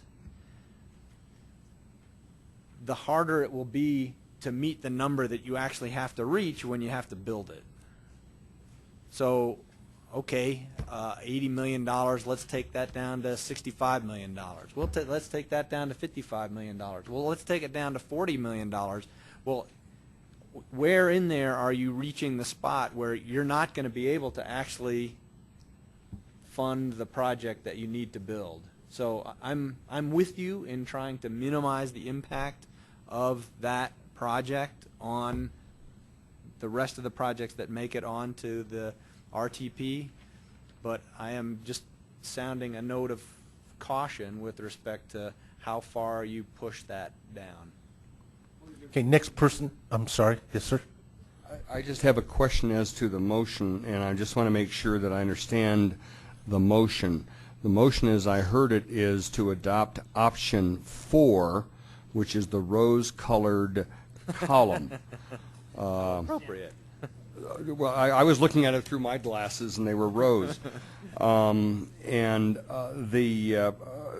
The confusion that I have is all of the other proposals, as stated, add up to $484 million, but the rose-colored version comes up to $539 million, and that's my point of information. The point of information is the difference is the amount of local match to make up the difference. That's why more projects are on the list. Wait, it's 33%. It's a 7% increase, which is the difference between 33 and 44%. Is that 7% increase? Right. So that is the deviation of. So it's a 40%, which is 40%. why it allows more projects. Okay, Don, you were next, sir. Commissioner Rozier. Oh, excuse me. Were you next? Okay, no. At this point, we go to Elise. 2 questions. One is a point of clarification. Maybe this is to staff. I'm 40% match strikes me as quite large, and I'm just curious, have we dealt with it before? Is that something the feds Jennifer? would be willing to work with? Is that a viable proposition? Depending on the economy and, you know, how things were with federal money and, you know, how things were going locally, it's varied across cycles. But honestly, this was not a DRCOG created document in front of you. And I'm a little hesitant for staff of DRCOG to be responding to questions about this column, because if you even look across, there's numbers kind of get changed around a little bit. So I would actually ask if they're available, the staff who presented this to kind of talk about that. But I can tell you that it's ranged. 40% DRCOG staff thinks is a little aggressive, but and we've asked Federal Highway to weigh in on this, and I have not been contacted by them to yet to find out what they think about that particular number. But as far as kind of the specifics of anything in this column and what the implications are, I think those are probably questions better posed to other jurisdictional staff that help put this document together. Let me, if I can, explain for the board so that you can read the table. So I do have one advantage because I actually saw this evening. The last green column, if you look at it, it says DRCOG SDP Metro Federal Fund Match 33%. That is what came out of the TAC. So all that, the project list that came out of the TAC. So if you go down, and we've been having discussion about Pena, you'll see the $80,000 right there. Then when you see is a variety of options, option 1 being still 33% match, but then it talks about moving the $16 million into CMAQ funds. What the impact is there, as I can see, based upon the definition above and some other numbers and projects. Each one of these movements, as I can see it, is intended to add projects and move them around. What you do end up with, though, in each case, so that one still showed 80 million. Option 1 showed 80 million for Pena Boulevard. Option 2 showed 66 million for Pena Boulevard. Option 3 showed 55 million for Pena, and option 4 showed 55 million. Option 4 is actually came from a different jurisdiction, not Douglas County, I could tell you, but we represented it on here on their behalf rather than having multiple documents floating around. The point here being is we're just trying to demonstrate options for decision-making purposes. And when you look at the big difference here, I can let Art, if it's okay with the board, to have someone explain this to you. If you have questions, direct them. But what you see is the 16 million, the 4th item down, 5th item down, moving into CMAQ funds, still being funded, however, but moving over to CMAQ. What you see is the decrease of Pena. Then what you also see, the difference in the dollars, is a couple of jurisdictions said, okay, we'll pony up our own money in order to make more of our own money in order to make projects down the list to make the list more so. So that's where you will see, in the case of Douglas County, I think we threw in $12 million and locally funded that, so that what happens is other projects then got put on the program. So it made available other monies in that regard because the local match was increased on our side. Mr. Yes, Yeah. so I'm going to ask Jacob to help me with the 40% number as soon as Jennifer's done talking. Jacob was helpful in giving me the number Friday, so I don't know if he had... Is that microphone on? I think it is. I'm getting an echo here. Yeah, well, get close, bud. That's discrimination. It's karaoke. So, yeah, my son's 6'10", so he wouldn't even be able to reach it. You know, so anyway, let me talk a little louder. But Jacob, if you could help me, and I'm going to not put Jacob on the spot because he helped me after 6 o'clock on Friday with the number under the 40% option. Jacob, could you just highlight how you estimated that quickly and will not be held against you on that?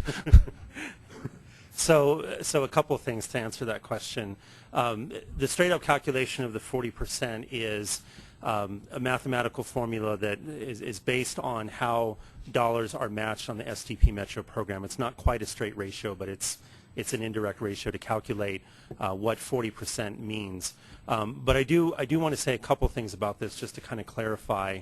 Again, with the caveat, this is not a DRCOG staff option, but from the RTP planning perspective, what TAC said and what staff is saying on at least the alternative that TAC put forward is that it's an overall planning assumption. In TAC's case, it was 33%, which means that it's not project specific. It means that in the universe of the plan, over the 25-year life of the plan, it's going to average out, you know, at 33% or 40% or whatever percent of matching funds, and not even necessarily local matching funds, but matching funds to match SDP Metro in this case, you know, whether that's other federal funds or local funds or whatever. So Art, I'm going to put you on the spot and ask you a question, which is that in some of these projects, in these alternatives, but particularly the peach one or pink one that's under discussion at the moment, in addition to Pena, there are 3 other projects that have a lower amount for those projects in that column, and I'm not clear if that's a scope reduction or match or project-specific match assumptions on top of the overall planning assumption match percentage for these different options. Can you clarify that? Well, I'm going to use an example, if I would. And the first example is Douglas County submitted project. It's a state facility, US 85, and it's essentially improving US 85 through the C470 interchange. And so under options 1, 2, and 3, we are lowering our amount from 45 million to 40 million.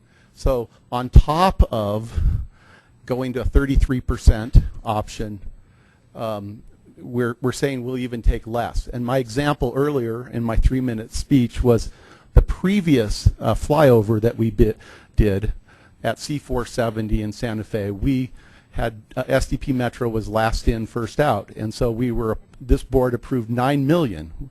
We received 7 million approximately, and 7 million out of a $28 million project is 25% SDP Metro. But for the longest gavel, you weren't on the plan, you couldn't get on. So we cobbled money together, and we took advantage of that 25% money on moving forward with that very important regional project, which is almost entirely out of Douglas County. It's on our very western and northern boundary. So the projects that we're taking is we're looking at in options 1 and 2, maintaining the prioritization of the scoring, which came out of TAC. And we had heard earlier at the TAC that the Hamden project was a lower priority. So in option 1, we skipped over that. Douglas County reduced all of the projects within Douglas County from the green far right column. We took away the 6 million. We're already partnering on, this is the 85 Meadows to Founders. Now, all of these projects were used to be on the fiscally constrained plan, but CDOT had to sharpen their pencil and reduce them. So we actually have a record of decision document on that 85 corridor that said we had money to move forward, and we are trying to restore that project. So we've also talked and I think you don't get into option 3 where we have Adams County project all of a sudden requested 32.7, but would be happy to be eligible for 21. So I probably spoke long enough on this, but I'll take more questions. So the 40% was just continuing to go down the list, and in most cases... Hey, Art? Yep. Okay. So... I'm a salesman. I appreciate that. Thank you. Adams County lost money. This is... The engineer portion has definitely jumped out. So, but here's the point is, the question is on what is option 4 the difference? The deviation is the 40% match, and that's what freed up more money. When you look at number 3, the difference between 3 and 4, the difference is 40%, 33%. That's it. It's the only difference. So then if you take the scoring, the difference in dollars automatically put other ones on. So that's the difference between the two for the board's purposes. Val? Thank you, Mr. Chairman. So if I'm taking a look at the last column of the green is what DRCOG's staff had recommended. Okay, if you match right, that, the TAC recommended, TAC which came from TAC right. recommended, okay, TAC. Correct. Okay, and then you match that with the last option, the option 4, which is the motion that's on the floor, and then if you go across the lines that are in purple are the ones that are actually different than what the TAC recommended. So if you take the Denver, the $16 million, that's going to go into the CMAQ. So the option 4 is 0. Correct. And then you get down to the Pena, that's 55, as opposed to the 80. And I'm just going down the line to check the differences from what the TAC recommended.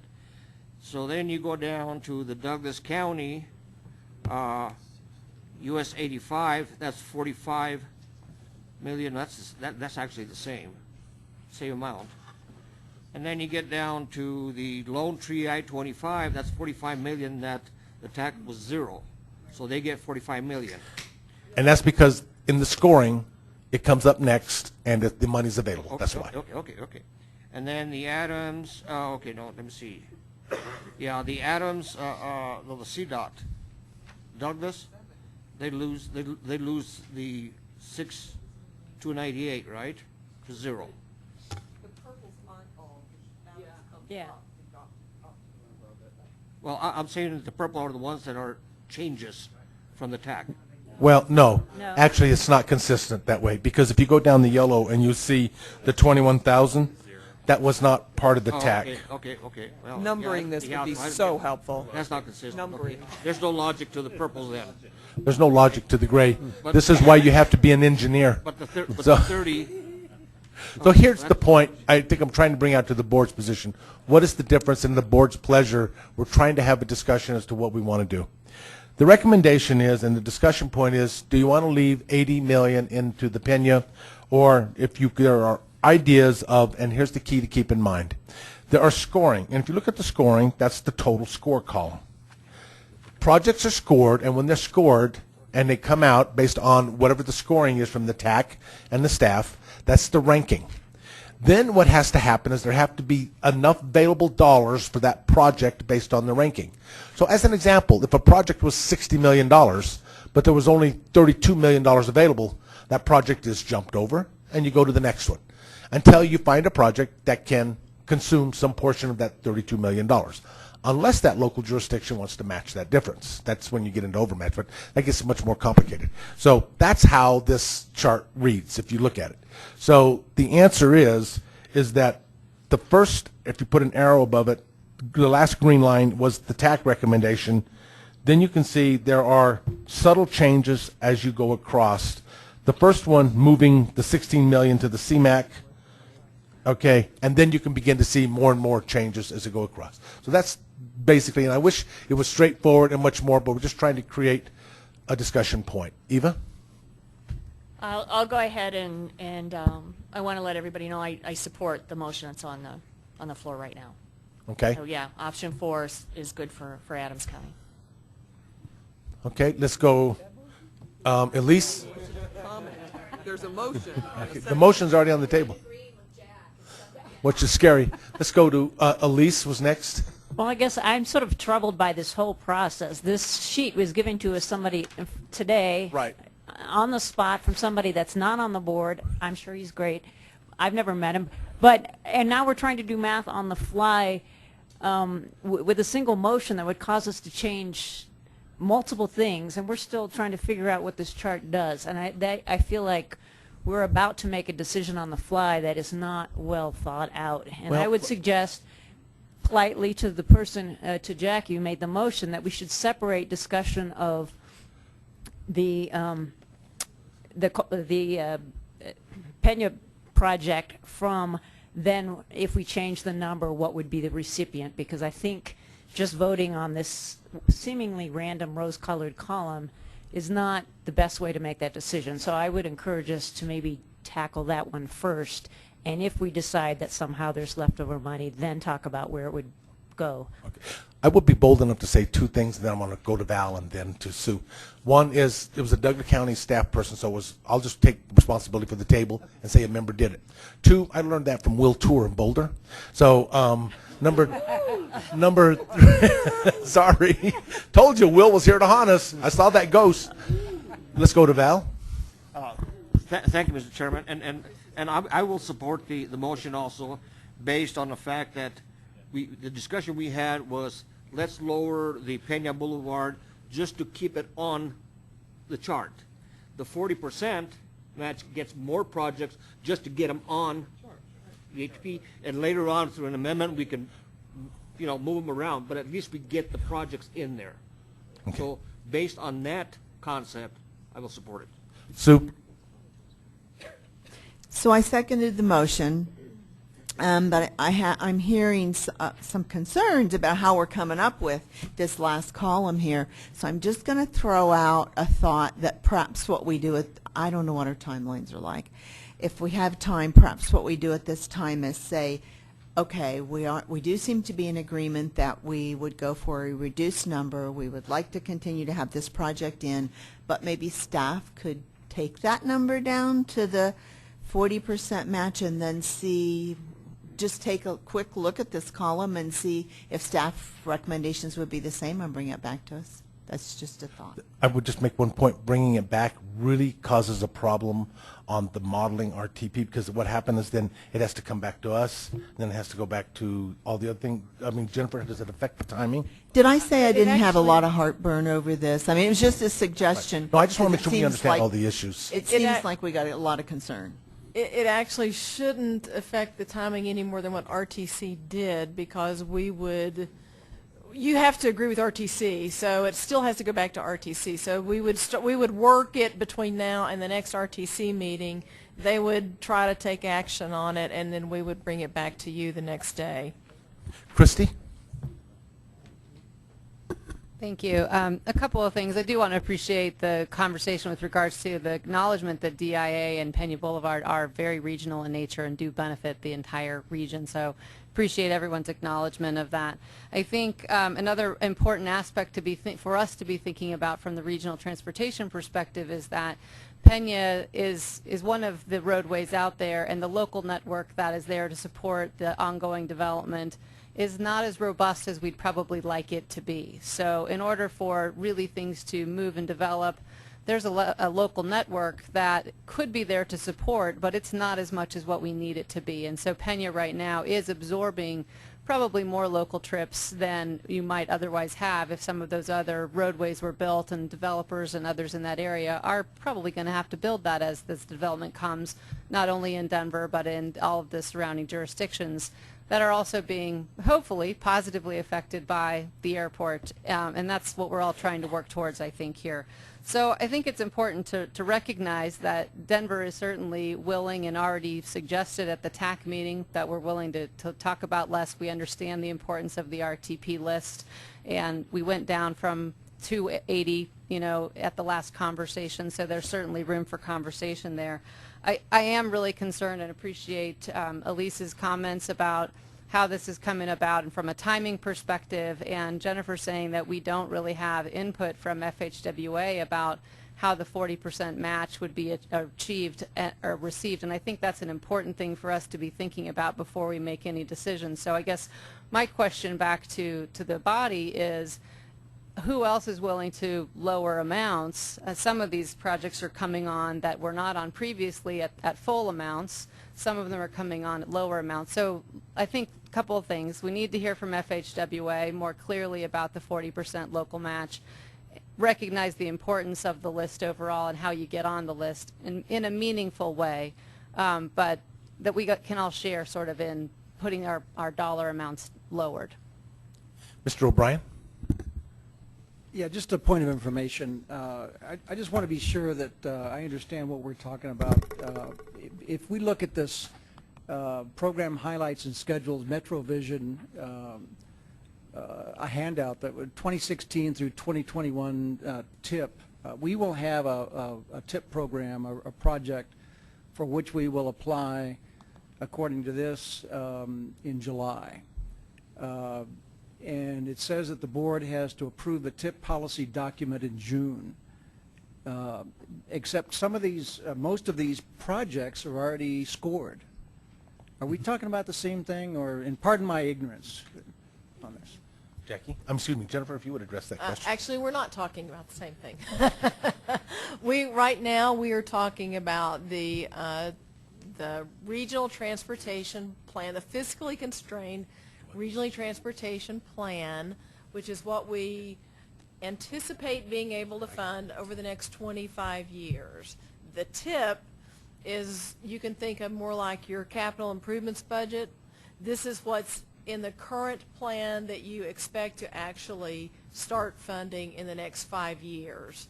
So they are two different things and two different schedules. Okay. Mr. Nevitt, you were next. Thank you. Couple things. Yeah, a couple things. Well, I'm trying to organize the thoughts in my head because they're not. It's not a single argument. It's sort of several separate things. Something that has already been expressed by Chrissy and by Elise that also makes me nervous is that the 40% match. I mean, Jennifer and staff are confident that the 33% match will get federal buy-off. Feds will be like, yeah, that's not the 20% match that's usual, but 33, we believe you. Go forth and conquer. There's a question about the 40%. So if we go down the road of approving an RTP with a 40% match, and then the feds say, wow, we actually don't believe you. I mean, what happens then? Then our process is really jacked up. And I think that would be unfortunate, to say the least. So going to 40% really makes me nervous. With respect to the distribution of money, again, echoing Chrissy, I mean, we get the whole point about Pena Boulevard, that it is expensive. We already went down once. We can go down further to put more projects on the list. We want more projects on the list. But I will point out that Denver already unilaterally jettisoned Hampton, the Hampton project. We jettisoned that knowing that Pena was very expensive and thereby more projects could get on the list. So that was unilateral on our part because we want more projects on the list. We get it. But option 4, options 2 and 3 take money away from Pena Boulevard, but do throw us the bone of putting Hampton back on the list. Option 4 leaves Pena Boulevard at 55 mil and takes Hampton back off the list. So it's like, thanks very much for your generosity. Can we have that one too? So I have heartburn over option 4 for that reason as well. I share Elise's concern that this is being kind of brought forward at the last minute, and I thought after the drama we had several years ago over the Peoria grade separation, that there were some norms for the amount of time that was going to be given to new information to be offered to the board. I think we violated those norms, but I'm willing to go out on a limb and work with this because we need to get somewhere, but I cannot go there with option 4. I think, and I'm looking at my compatriot Chrissy Fanganello, that option 3 is something we could live with, that we would be more confident of. A, getting approved by the feds. B, being fair. Option 3 has Pena Boulevard at $55 million. But at least we're not also losing the Hampton Avenue project that we gave away because we thought we were doing a nice thing. Jackie, you were next. Look at that, I got it to move. You said that in the mic. I'm magic. Okay, I appreciate the comments that were made regarding the 40% match, but I'm actually going to paraphrase Val Vigil when I first started down at DRCOG, and I was like, well, that's not the rule. And Val said, our job is to be advocates and challenge the rules and not just accept the status quo. And we are supposed to be advocating for our community, and I really feel strongly that you can't even get in the game if you're not on the RTP. So before we decide what the feds are going to tell us, why can't we try option 4 and try the 40% match, give more people the opportunity to be on the list, and I would ask if we could then say, if we hear a resounding no, I would be very happy to say then option 3 could be our backup. And Jennifer's going to tell me why I can't do that. Darn it. Jennifer?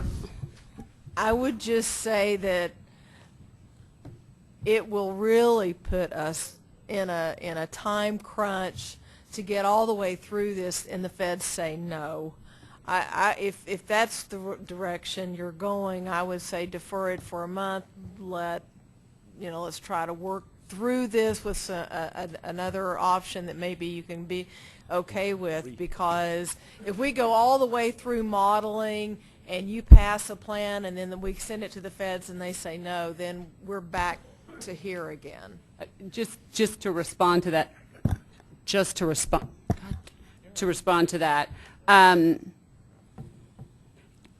can we then say the board's preference would be 4, can you see if the feds get back to you in the week, and if not, we move to option 3? I mean, instead of having to reconvene and have this discussion over again, I would like staff to be able to move forward on this. So can we say, if you have not heard back, I mean, is the board comfortable with saying if you haven't heard back from the feds on the 40%, which I think we should give it a shot, in 2 weeks move to option 3? Ma'am, point of clarification. The answer to that would require an amended motion in order to put that item on. Okay, so that would be the second thing. Doug? I wanted to just follow up on Commissioner Jones' comments relative to the concern over some of this in terms of doing math on the fly, as she says, because I don't know that I've caught all of the changes in here. The important point that I hear is that Denver appears prepared to accept a $55 million number, whether it be under option 3 or option 4, for purposes of approving a procedure to go forward, that's a workable concept. I know you would prefer either the original plan or at least option 2, but I believe that I hear that we would not be causing a horrible furor throughout all of Denver, maybe certain small regions on, Bannock Street or whatever, but nonetheless, throughout the entire region, if we were to say $55 million is a working number, and then staff could come back at the next meeting and give us some of the breakout. Because I also hear Mayor Pro Tem Malay's comment, Vice Chair Malay's comment that I think is very worthwhile, that, look, option 4 gives us additional projects that we don't have, but it also takes away some. And I haven't quite had... Just from him. Yeah, I know, yeah. And I'd like not to do that if I don't have to. So I am inclined... Another one it takes away, Wadsworth Boulevard. Yeah. And I am inclined to agree that perhaps if we could get a sense of the body first as to whether we could approve a $55 million number to be inserted and then have staff rescore based upon the more likely scenario of 33% and perhaps even have information whether the 40% will fly, that might be a better approach for us in the first instance. And I'm taking a while to lead up to this because I don't want to just say that I would move to table the motion, because I'd like to see if we could craft something in the meanwhile that would accomplish what we're trying to do here. But I think that using 55 million, using 33% is probably better if we get some indication from staff that we believe the 40% match would fly. That's great. Then we can bring it back at the July meeting and have a vote then. You had something you needed to provide us, or some information? Well, just one point to make. Staff does have some trepidation under any of these alternatives that appear to be mixing an overall planning assumption of match, whether it's 33 or 40%, with match assumptions, different match assumptions on individual projects. You know, the way we approach this from a broad planning perspective is in the plan, you know, we have an overall planning assumption of, you know, 20%, 33%, you know, whatever. Our reading of this, you know, third-party document suggests that on several of these projects, different match assumptions are made on a project basis, in addition to an overall 33 or 40% match. And I have to say that that gives us some trepidation. Okay. I do have to, and I know what they were talking about was given an either-or direction. I think might help with the timing. By the way, I just have to, but I need to call on Suzanne because she was next in line, and I will do that 1 second. But I just want to point something out just because this is my last night, and I wouldn't be Jack if I didn't do it. And so there's a couple sayings, Val, I would like you to pick up. My favorite saying about making policy decisions here was, hey, if staff made all the decisions and TAC made all the decisions, you know what? Get an organ grinder and a monkey because you don't need me, all right? So why am I wasting my time here at night making policy decisions on a regional level? Number two, I would also like to say that whether it's 40% DRCOG has had in the past and history has done 40%. What we don't know is what is the appetite for the federal, the feds at this point to accept it. So we have accepted 40% in doing that before. So I also want you to know the standpoint of handing this out is my departing gift. I just want you to understand that clearly. So Suzanne, your turn. I wanted to agree with Sue Horn's suggestion that was articulated very well by Doug about how we might proceed, which is to settle something around Pena and then have staff get back to us. I know that I can't fully digest the implications of all this, and I'm sure there's some other new people around here that also cannot on the fly. So I guess I just want to encourage us to move that. That seems the fairest and more fruitful way to go forward with this discussion. Mr. Sinanek. Actually, I'm going to go back at you on the, Jacob, on the percentages, because we've looked at new tip scoring in MVIC and going forward, and we've gone away from the percentage match component to say just what the project is requesting would be what we would actually be scoring and rating on. So at least from that particular perspective, I don't have any trepidation unless what you're saying is all the work we've done on MVIC on the new scoring approach is somewhat fallacious, but that's one comment on that. The second item is going to be column 4 versus column 3, and so I'm looking at we have the 539 million in column 4, and I know we've gone through hearing some words. I didn't get to the understanding of why it's okay to have something different, because as I'm looking at say 3 versus 4, there's several projects that are included on 3, and there's several projects that are included on 4.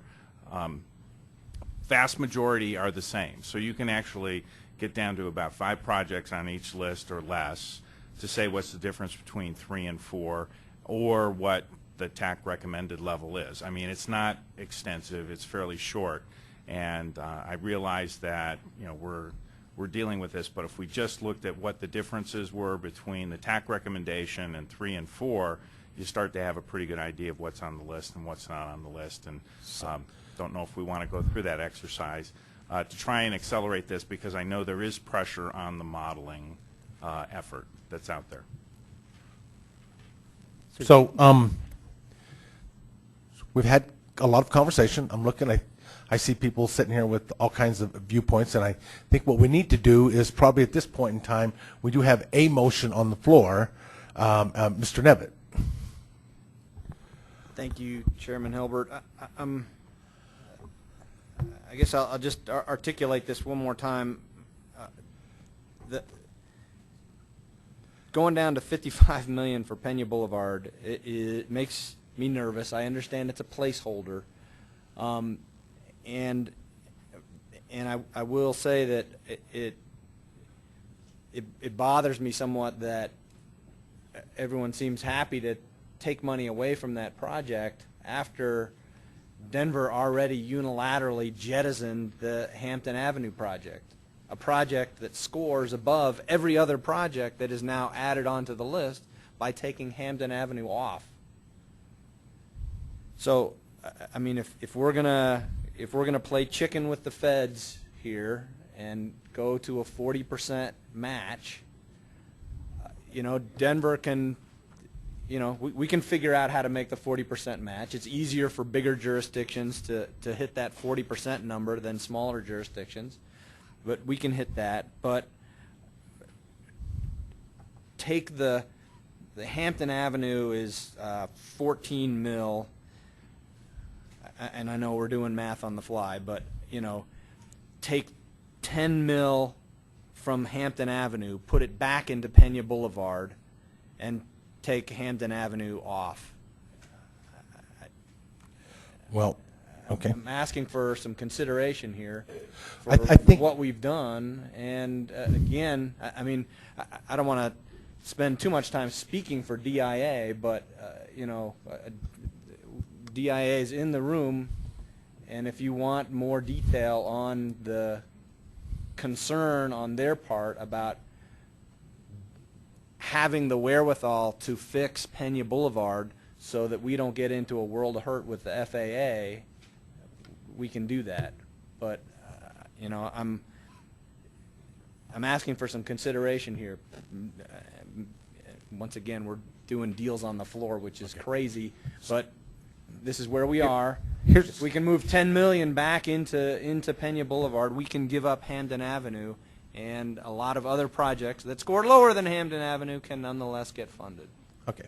So this is, one moment, ma'am, if we can, please. First off, I just want to point something out, because I told you I wouldn't be, Jack, if I didn't have a going away party gift.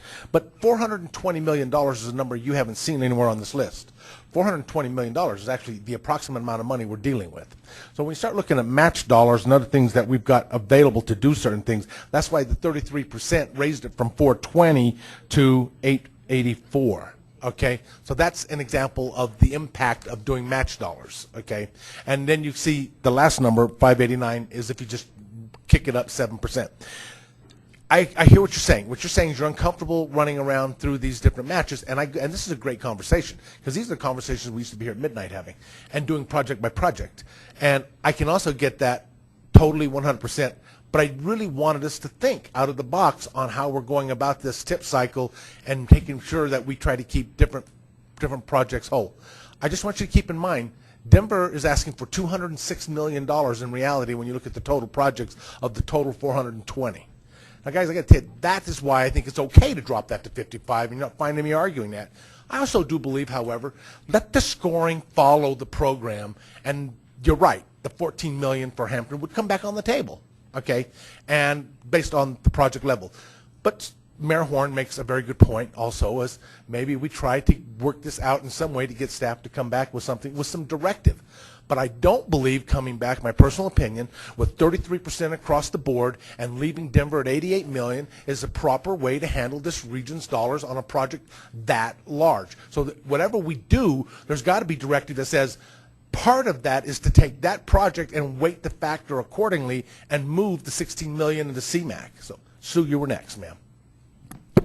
So I was going to say I'm probably going to vote against my own motion just because Jackie's motion, but my second, just because then I hope that we'll get one that says we'll look at the 55 or 66, but let staff come back and take all these things into consideration and give us a proposal. Having said that, I'd like to call the motion.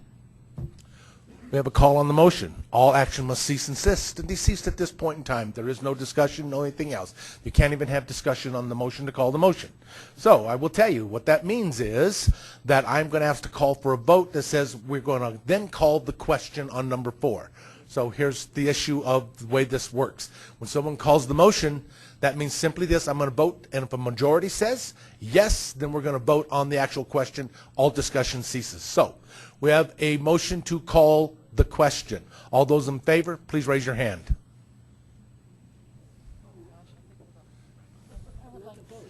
Let me do this indifferently. Time out. All those against the motion, raise your hand. All those against the motion to call the question. To call the question, raise your hand. I think we can say it's unanimous. So with that in mind, then we will now call the question. All those in favor of option number 4, please raise your hand.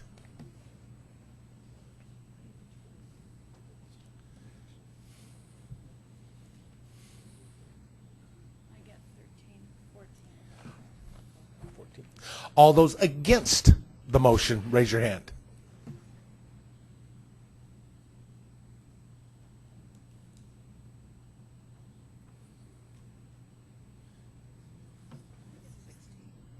The motion fails 14 to 16. With that in mind, we are now on the floor again. We have Chris, Sue Horn. I'd like to make a motion. So these guys are trying to figure out if they're going to. Yeah, I'd like to make a motion that we send this back to staff for them to review, come back with a proposal, and hopefully some information from the feds as well, with the proposal being centered around a $55,000 contribution, 55 million. Oh, 55,000, I'm sorry. 55 million. I was always let's a get the motion. 0 We or got to 2 record off. the motion, please. Thank you. 55 million for the Denver Pena Boulevard project. I'm sorry, who seconded? Thank you. Mr. Tisdale. And it's more of a point of information, and I take it that the motion is intended to follow up on the discussion that we had, that staff could give us further information relative to what a 33% playout would look like and what a 40% playout would look like, and what response we might have from the federal government relative to using either of those numbers. Because indeed, that's right. We don't need organ grinders and monkeys, because we're here to make policy decisions, but we're here to make principled policy decisions, which I submit are based upon information that we believe is credible and competent to the question. And so that's what I believe that Mayor Horn was getting at in sending it back to staff for being able to do those further calculations and confirm that there is consistency applied in the match and so forth. That's my question to Mayor Horn. Was that a definition of clarification of your motion, ma'am? I think so. No, it has to be yes or no. And I'll try to articulate. I give staff lots of leeway with this. I think staff ought to look at all the options, consult with all the jurisdictions involved as they move down with further, further projects that might be included, including Denver, to see where they might be on this, and then come back with a proposal. It could be 1, 2, 3. Their proposal for consideration for the board and for RTC, obviously. hopefully that. By the way, remember, that came from an attorney who was an attorney who argued the definition of is. So at any rate, yes, ma'am. I just had a question on, if we're going back to staff, one of the things was this, that CMAQ. also was a question, was the 16 million. Correct. And I think this board needs to decide, are we going to leave that in? Are we going to take that, you know, is our recommendation when you do your analysis to leave it in or take it out? Sorry. So my motion is to let the staff take a look at all of these things, including that project, with the different total for the Pena Boulevard one, and come back with their best proposal to us. Because I don't want to say you have to leave this one in or that one out. But yeah, this would be like the third or fourth, fifth one in the scoring. 1, 2, 3, 4, 5. So I get clarification, Tim. I need clarification, please, for that motion purposes. However, are you saying you believe that staff should include moving the 16 million over to CMAQ as part of their analysis? I would like for staff to tell me where they can move money and not move money. I'd like them to look at all the options they have with the money we have available and with a lowered Pena Boulevard to 55 million. Do I need to clarify more than that for staff? You've got it. I understand exactly what you're saying, so I can clarify the motion at that point. Yeah, Mr. Chairman, I'm concerned because the RTC had problems, and I don't want to send this back to RTC without having some more direction from the board. And that concerns me because I don't want this to keep cycling back between the board and RTC. We have to make a recommendation, and so I think whether it's part of this I think it should be part of this motion if it goes back to as a point, I'll address that one moment. Jackie, and then I'll call on Chris. I just want to clarify, it's not taking that 16 million away, it's moving it from this pot to the CMAQ pot. So that, I mean, I do think that's important, and I think there was consensus and actually an offer by Denver at the RTC to do just that very thing. So I don't think we're outside the bounds by saying that. Mr. Nevitt?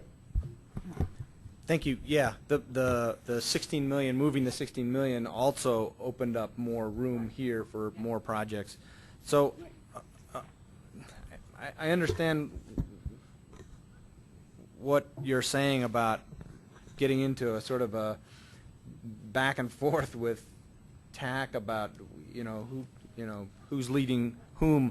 Actually, I thought Commissioner or Mayor Horn was going to simply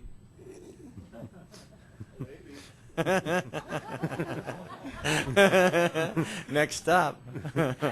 I thought Mayor Horn was actually just going to propose, okay, let's go to option 3, and I was going to second that. But I don't know if we want to make a decision, send something to TAC or RTC. Sorry, RTC. Okay, so here's where we're at. I know. There's a motion. Let me tell you what the motion on the table is. The motion on the table is to reduce Pena Boulevard to 55 million and then give staff the leeway to talk to anybody about anything else the way they want to at that point, right, based upon the 33% discount. That's basically what it says. Yeah, and option 3 memorializes that.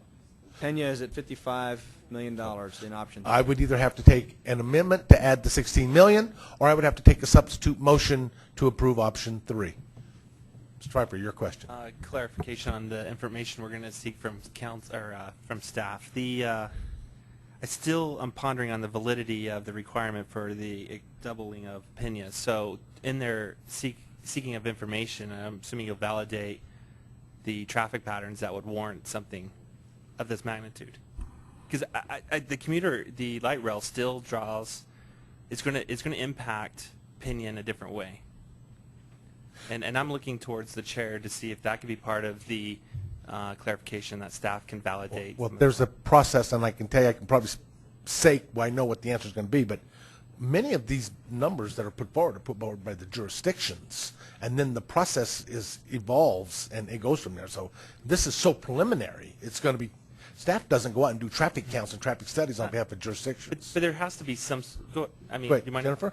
Well, I would just say if the motion is to put Pinion as 55, it's moot. I mean, if the motion is to put Pinion as 55, I mean, we will bring you the information that has been developed by DIA and Denver and whomever else has developed it. We will bring you that. But if our charge is to make the assumption that 55 million is the number for Pena, then okay. I don't know the value of that information. I got it. Thank you. Jackie? I guess I would just ask if the person who made the motion would be willing to accept Councilmember Nevitt's substitute motion. Can I ask that question? Well, she can't. There would have to be a flat substitute motion. Oh, Or an amended motion, one of the two. So let me Depending on what just the motion quickly, was, though, I would have to say- classify it to be one or the other. Mayor Tisdale. Sorry, I did. There are two options I think that we can consider, and in speaking to the motion, and in speaking to the motion in favor of the motion as I understand it, and I think that the chair characterized it in a colorful, albeit perhaps not completely accurate way, because I believe the intendment of the motion was to use 55 million and to then recast these numbers, looking at option 3 and option 4 as a model and verifying some of the underlying concepts. And that's one of the things that I am concerned about. I don't have any, with all due respect to Douglas County staff who prepared this, or whatever other jurisdiction might have been involved, I don't have the background information on what assumptions and modeling techniques they used in doing this. Neither has staff. I don't feel comfortable in having someone come before us and say, oh, look at this, I just redid this and it all works. And that is what disquiets me. And that's why I say either we have staff go back and look at it and do some validation based upon using a $55 million number, which I recognize Denver is not totally sanguine with, but I believe we are all prepared to say this is the best way to create the placeholder that can be amended in the future. It seems to me the only alternative would be then simply to do either another motion or a substitute motion to adopt option 3. But even then, I'm disquieted because I don't know for certain whether the modeling that was used to create option 3 has been reviewed and vetted sufficiently to prove that, yes, it is the procedures we follow. That's why I am in support of the motion. Elise. I want to strongly second that and speak in favor of the motion as drafted. There are 6 projects under option 3 that are different than the TAC recommendations, and we haven't talked about them. And we don't understand, I don't understand, maybe other people do, but I don't understand why we would be changing those numbers on the fly. So with all due respect to Mr. Nevitt, I don't think I can go there just from a process standpoint. I have no idea what that means. So we have good staff here, DRCOG. I think they understand where we're going to go. Let's let them put some thought into this, and we'll be able to digest this and make good decisions at the next meeting. Val? I was just going to echo that same thought. I think that the last motion, option 4, was voted down because they didn't want to deal with numbers on the fly. By going back to option 3, you're doing the same thing. So I'm in support of the motion. Mayor Sinanek? I just wanted to make a comment because Val, I think you were accurate on the first time. When you look at the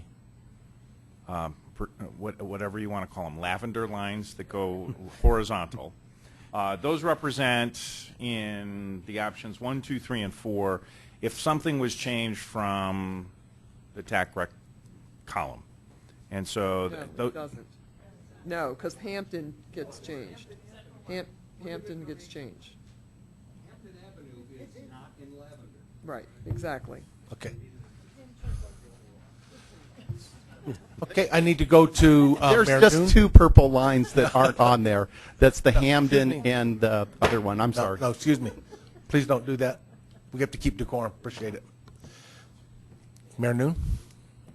First of all, when we come back to look at this, no matter how we do, could we please have numbers? 1, 2, 3, 4, 5, 6, 7 for the lines, because we're all trying to figure out what project we're talking about. And, you know, the purple line and the, so, yeah, can we just give them, you can give them A, B, C, D, you can give them 1, 2, 3, 4, but just something so we can refer and have this discussion, because we all know our own projects, but we don't know everybody else's, and that would be helpful for future discussion. I would like to offer a friendly amendment to the motion in the fact that could we just have the 16 million moved to CMAQ so that the staff does not have to do that many more scenarios, since what RTC did not agree with the 16 million where it was. So instead of having to have to do a scenario with and without with all the other scenarios, my sense from the discussion here was to have 16 million in CMAQ, which I heard Denver was in agreement with, and that way that would be one less comparison we'd have to have brain damage over. So that Second would be on my the friendly motion. amendment. We have a motion and a second. Oh, I am have so to time out, accept time it. out, time out, time out. Now we got a problem. I'm sorry. I really want to keep it straight at this point for the record. The minute that motion is set and a second hits the floor, you no longer own your motion, ma'am. This motion is a separate motion that must be acted on first. And I really, yes, sir. Point of order. If a friendly amendment is offered, cannot the movement and the second accept the friendly amendment and thus preclude the necessity of having further discussion on the amendment? Unless she puts it forward as a friendly amendment. Unless she puts it forward as a friendly amendment, which she did not. So I can help this out. Friendly amendment. Okay, I said, I'd like to then offer a the friendly chair would like to amendment. offer that he needs hearing aids. So yeah, with that, I will I said I accept was that really motion friendly. as a friendly amendment option, then allows you to see if you want to accept it. And I'm just delighted to announce that my handler here says I will accept it. And so there you go. Okay, I apologize, Mayor Noon. I did not hear that as a friendly amendment. I heard it put forward as a straight amendment. Thank you. No, that was a So I very missed that friendly part, amendment. and so that is key. So with that, we have a friendly amendment on we have a request for the motion to be amended and was accepted. Friendly. Did I get that second person who seconded it? Okay, so the second has approved that also. So I'm going to clarify this whole thing, and then I'd like somebody to either no more hands, and I'll call the question, or somebody call the question. But the point is that right now the motion is to send it back to staff to run these options with to include the option of moving the 16 million to CMAQ and with the reduction of the number to 55 million, and to show us all the options and the scoring of the projects, which projects then would come forward within that process. Am I correct? Time out. We have a call on the question. Okay, with that, all those in favor of calling the question, please raise your hand. All opposed to calling the question, raise your hand. Welcome to the world of call the question. Okay, all those in favor of the motion, raise your hand. Never, don't do that, ma'am. It's okay. Motion passes, declared by the chair as a majority. So that is the motion. It does move forward with that. Now, the staff have anything else they want to add on this item before we move on? Boy, they are getting smart. Now, see, Rudy would have jumped on that opportunity. I'm just telling you. So I'm just, you guys, I'm liking that. You're learning. Okay. Listen, I wanted to say before we move off of this action item and we get into the informational briefings, first up, I do want to say this, and let's just get to the point. I understand Denver's object, but I also understand from a regional perspective, the project and the validity of the project was not ignored. Okay. I also want to say this is a healthy debate, no matter how long it goes and how maybe crazy some people think it is, but it's important. It is incredibly important that we have this dialogue and this process. And we're going to send it back because it obviously was not ready for prime time. I will just want to say thank you all for your patience and your vetting of this list, and I actually appreciate it. It just takes me back to old days. That was fun. So now we're going to move on to informational briefings, and this is how local data drives regional decision making, and this is attachment G. Thank you, Mr. Chair. Okay. And would you introduce yourself? Oh, it's Ashley. There it is. Sorry. Yes, my name's Ashley Summers. I'm the GIS manager here at DRCOG, and I promise in the next 10 minutes this topic will be so much lighter and will not involve any math. So just sit back and relax. What I'm going to talk about tonight is something that my team is very passionate about, and that is how we take data and turn it into information so that you can make informed decisions that affect our region. So when you come to sit around this table, as I've just witnessed tonight, you negotiate and ultimately think about a lot of very important things that you need to have answers to questions before you can make decisions. You need to know how we're doing on our MetroVision goals. You need to know how your local jurisdiction is doing and how they're contributing. You need to know where we can celebrate success, and you need to know where we need to focus attention because we have some challenges. And so the way that you get to answer these questions is through accurate, consistent, and updated information. And the way that you get information is through the synthesis of raw data. And so I want to take you for a moment just through some of these workflows to show you how we turn raw data into information. So here's a workflow that shows two of the data sets that DRCOG collects from the local jurisdictions. This is, refers to land use and zoning. And we take this data as much as we can get from around the region, and we standardize it and we compile it. It's very different in each one of the jurisdictions, and we try to make it make sense at a regional level so that we can draw broader conclusions. Once we do that, we put it into our land use model, UrbanSim, and the results that come out of that go into our transportation model, and the results that come out of that go into the air quality conformity model. The important thing to notice here is that each model result is contingent on the first one, and also that all of these results are directly tied to the quality of the local data that is the source.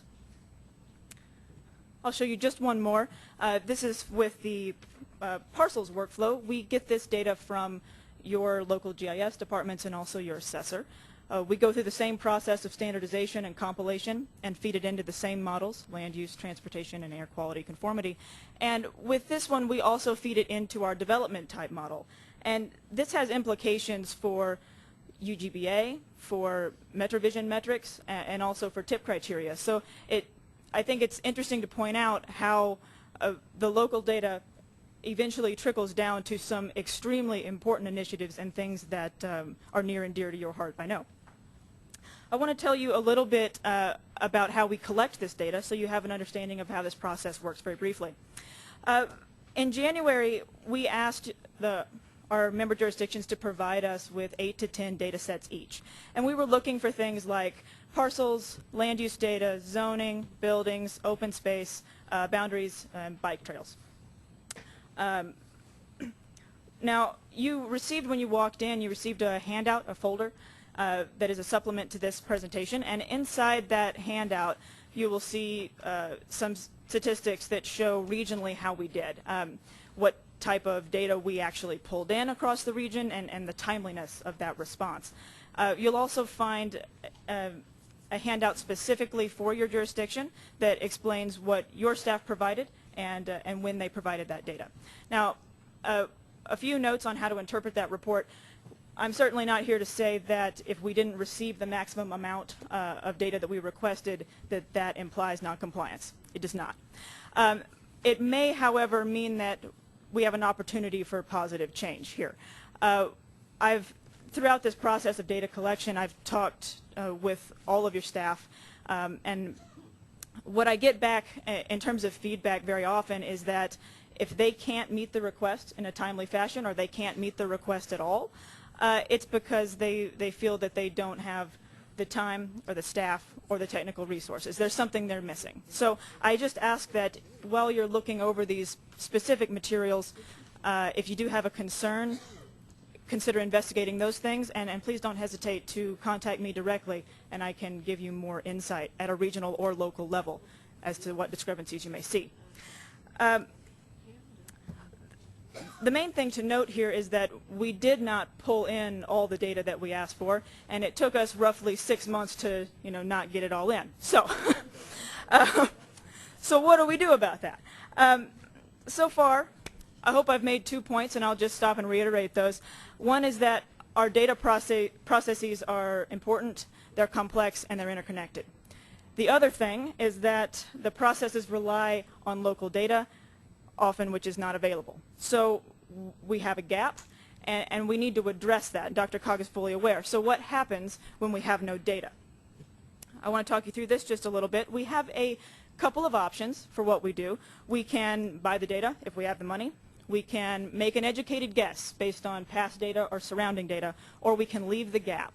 And just so you can think through some of the implications of this, I'll tell you, if we make an educated guess off of past or surrounding data, and you have done something new or innovative in your area, we won't catch it. We won't be accounting for it because we won't know it's there. For example, if you have a new development or you designate more open space. If you do something that you would like us to catch, we won't. And that's a problem.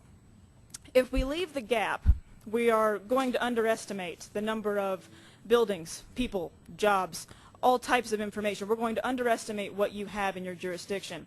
And if we underestimate, that has implications for your model results and also all types of the criteria scoring that we do here. The method of compensating for lack of data is dependent on what it costs to fill the gap and also the risk of not filling it. So we have a lot of things to think about when we're doing this, and this is something we struggle with on a regular basis, because our job, my team's job, is to make sure that the data is as good as it can be, so that the synthesized information that you're provided is as solid as it can be. And so what I'm telling you here today is that sometimes we have a hard time making that data solid because we don't always get the response we require, and we have to figure out a way to estimate appropriately. So you may ask, if we know about this problem, what steps are DRCOG staff taking to fix it? And I'm proud to announce in the next month we will be doing a beta launch of a new website that we've created.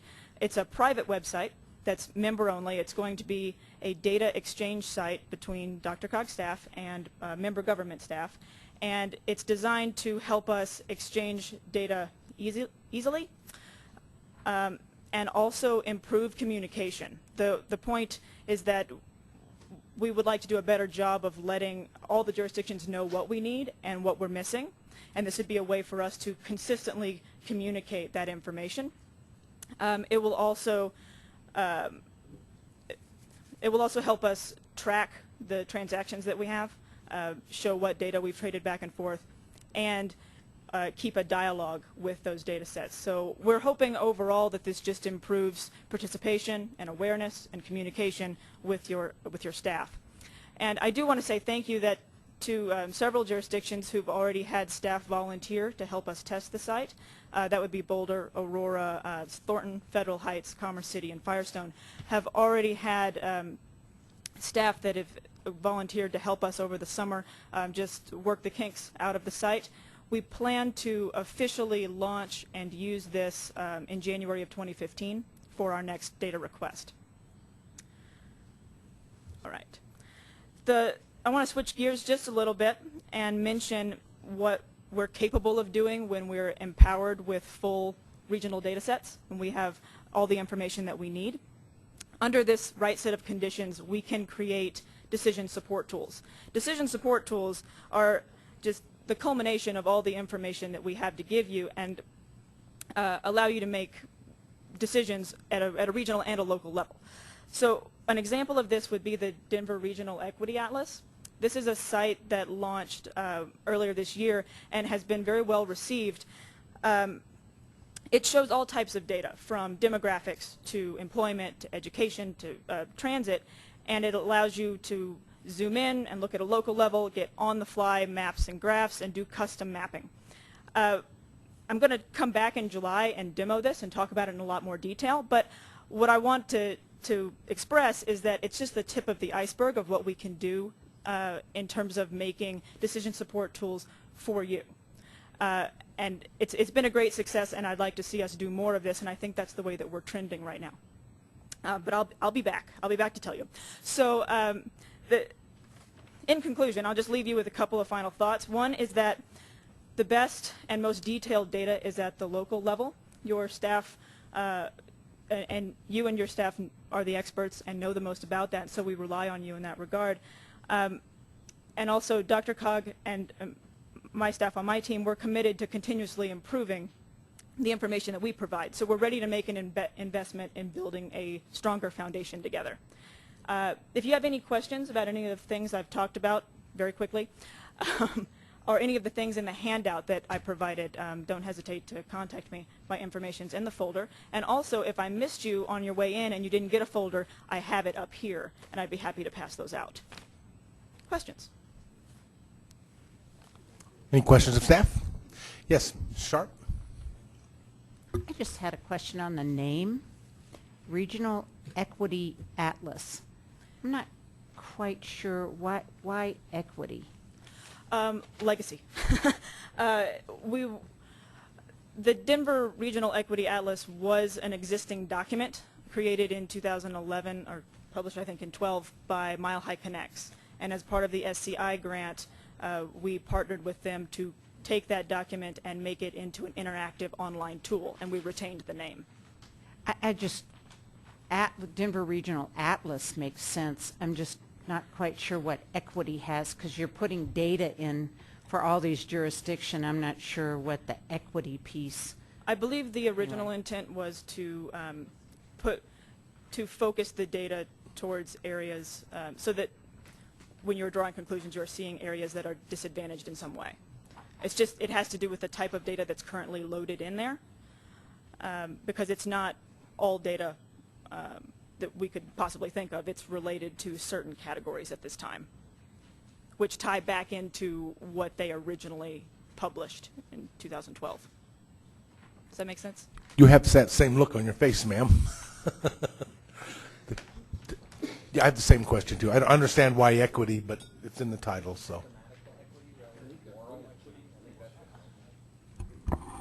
We've actually been discussing this. This has been a partnership kind of program. This was taking literally a written document, which was a snapshot in time, and making the data interactive and real and updated, and creating a user interface so you could go and create your own maps, look region-wide, compare your community with other communities, etc.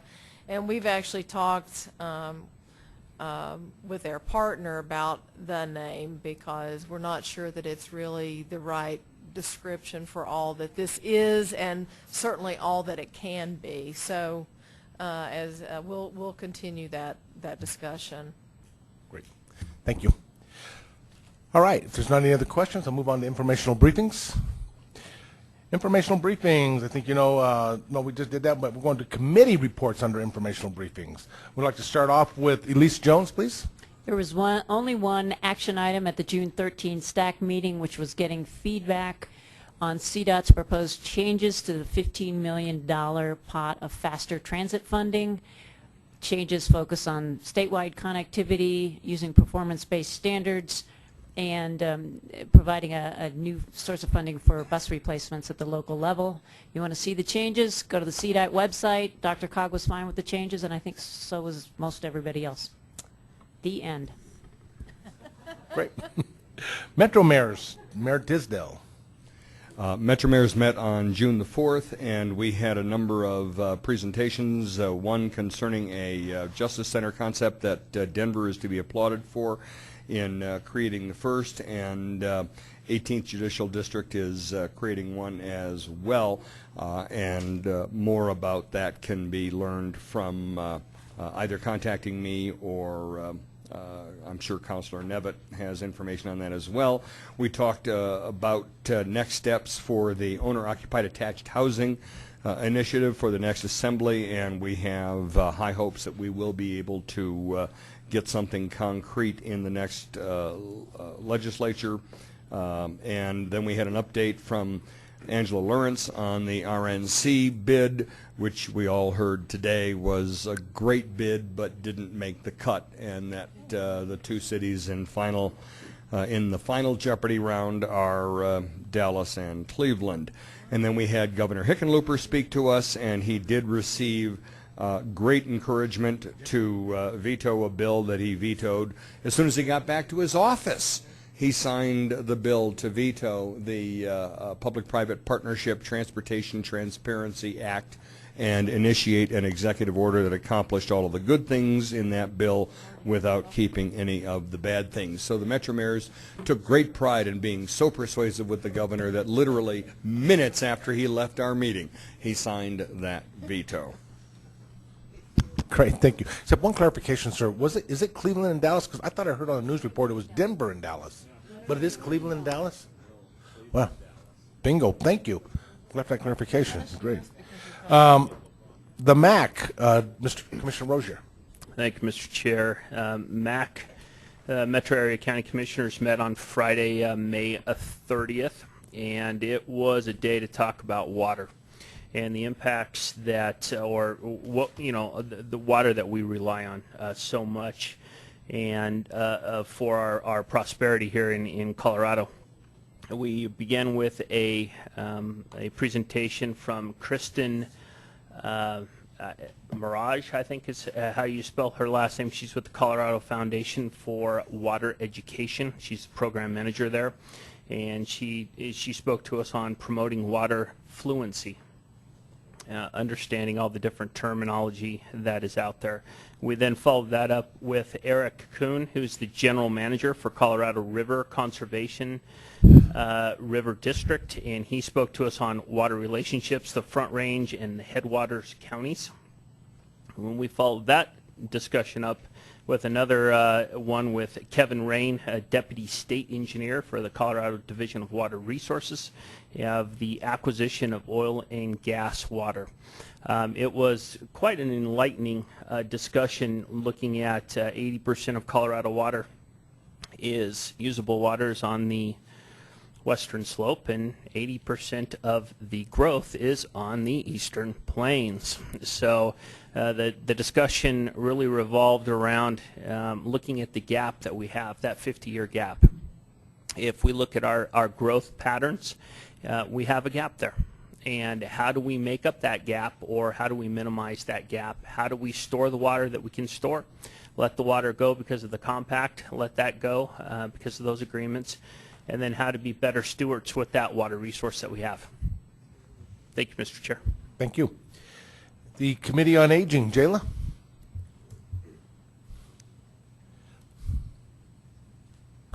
Because more than, well, almost half of our members couldn't attend, we canceled the meeting. Great. Thank you. A gift of time. Regional Air Quality Council, Joyce. She's not here. Jackie Millay. I was diagnosed with walking pneumonia that day, so I didn't go to the meeting. But they had a great field trip down with B-cycles, and maybe Elise went. No, she didn't go either. So I don't think anything relevant to COG happened that day. And Jennifer, did you go? I did not. Okay. Well, I think I had the best excuse. All air is clean. Got it. So E470 Authority, Mayor Rakowski. The first meeting this month was canceled. The second meeting is tomorrow. No report. But I do have a matter for other matters under paragraph 17 when you get there. There will be no fast tracks report. Mr. Van Meter is not here. So moving on to the next item on our agenda is informational items. You can read those at your leisure and your pleasure. There are 2 items. Going into the administrative items, first thing I'm going to say is the next meeting is July 16th.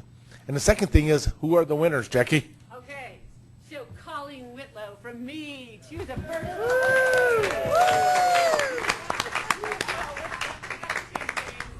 I couldn't find any Lone Tree wine, so I picked one of my neighbors, Castle Rock, but it's actually a California one. But it's think of Douglas County and Lone Tree when you drink it. Castle Rock. Okay, the next winner is Ann Justin, and she is not here. So so she doesn't get it. I'm not carrying this stuff around for another month. So the next one would be Commissioner Hilbert, who has said he didn't want it, but I'm making him take it. So he actually thought he was going to be first, so I cracked up when he was actually third. Annie Betts, what is that crap? No, just kidding. The next one is Tom Riddle from Edgewater. He is not here. And Joyce J. from Wheat Ridge, who is not here. So we're moving on down. Tom, oh, you are here. Did you leave? Tom Quinn rounds out. There we go. And then we've got Eva Henry and Bob Pfeiffer. Oh, Eva left. Eva left?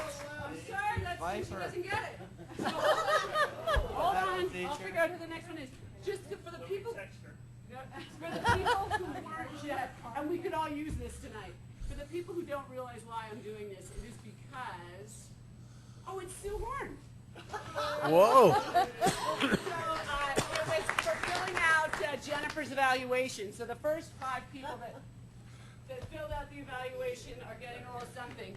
And as I was telling the commissioner what I was going to do, he said, what does the last person get?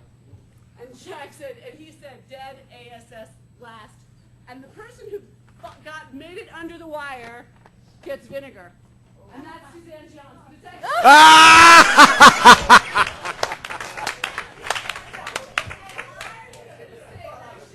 actually, I appreciate it, but it's good. It's good. Balsamic from Medina. It's not. All right. So, For everyone who turned them in, turning them in. so she got the Dal Award, dead ass last. So that's it. I love it. Okay. Any other comments or issues for the minutes or the meetings? Oh, we do have. Hang on 1 minute. Mayor Rakowski. Well, we got Jim. You have something? Yeah, I just wanted to make sure everybody that these flyers are out on one of the tables outside. This is an invitation to a legislative breakfast, which is going to be right in the middle of our International Lacrosse Championships. Be about 41 different countries competing at Dick's Sporting Goods Park, which of course is in Commerce City. Great. So this is July 15th, the day before our next meeting, 7:30 to 9 a.m. It's free. All you have to do is RSVP. Great. Thank you. Mayor Rakowski. Very briefly, to rain on the parade, the Highway Trust Fund is yet being diminished and has not been fixed. If it's the consensus of the board, I would like the board to authorize within her total discretion to have the executive director write a letter on behalf of the board to the congressional delegation of the state and tell them to let's show a little leadership and get something done. Otherwise, our discussions tonight about money are all fruitless. Okay, the question, and though we don't have the full membership or direction, and I think the director can take that up and the officers can take it up with direction to the board, is to get a letter to our delegation to get something done about the Highway Trust User Fund. Okay, with all that, I just want to say thank you. It's been an honor, my pleasure, and I appreciate it. And ladies and gentlemen, good night. Well, thank you.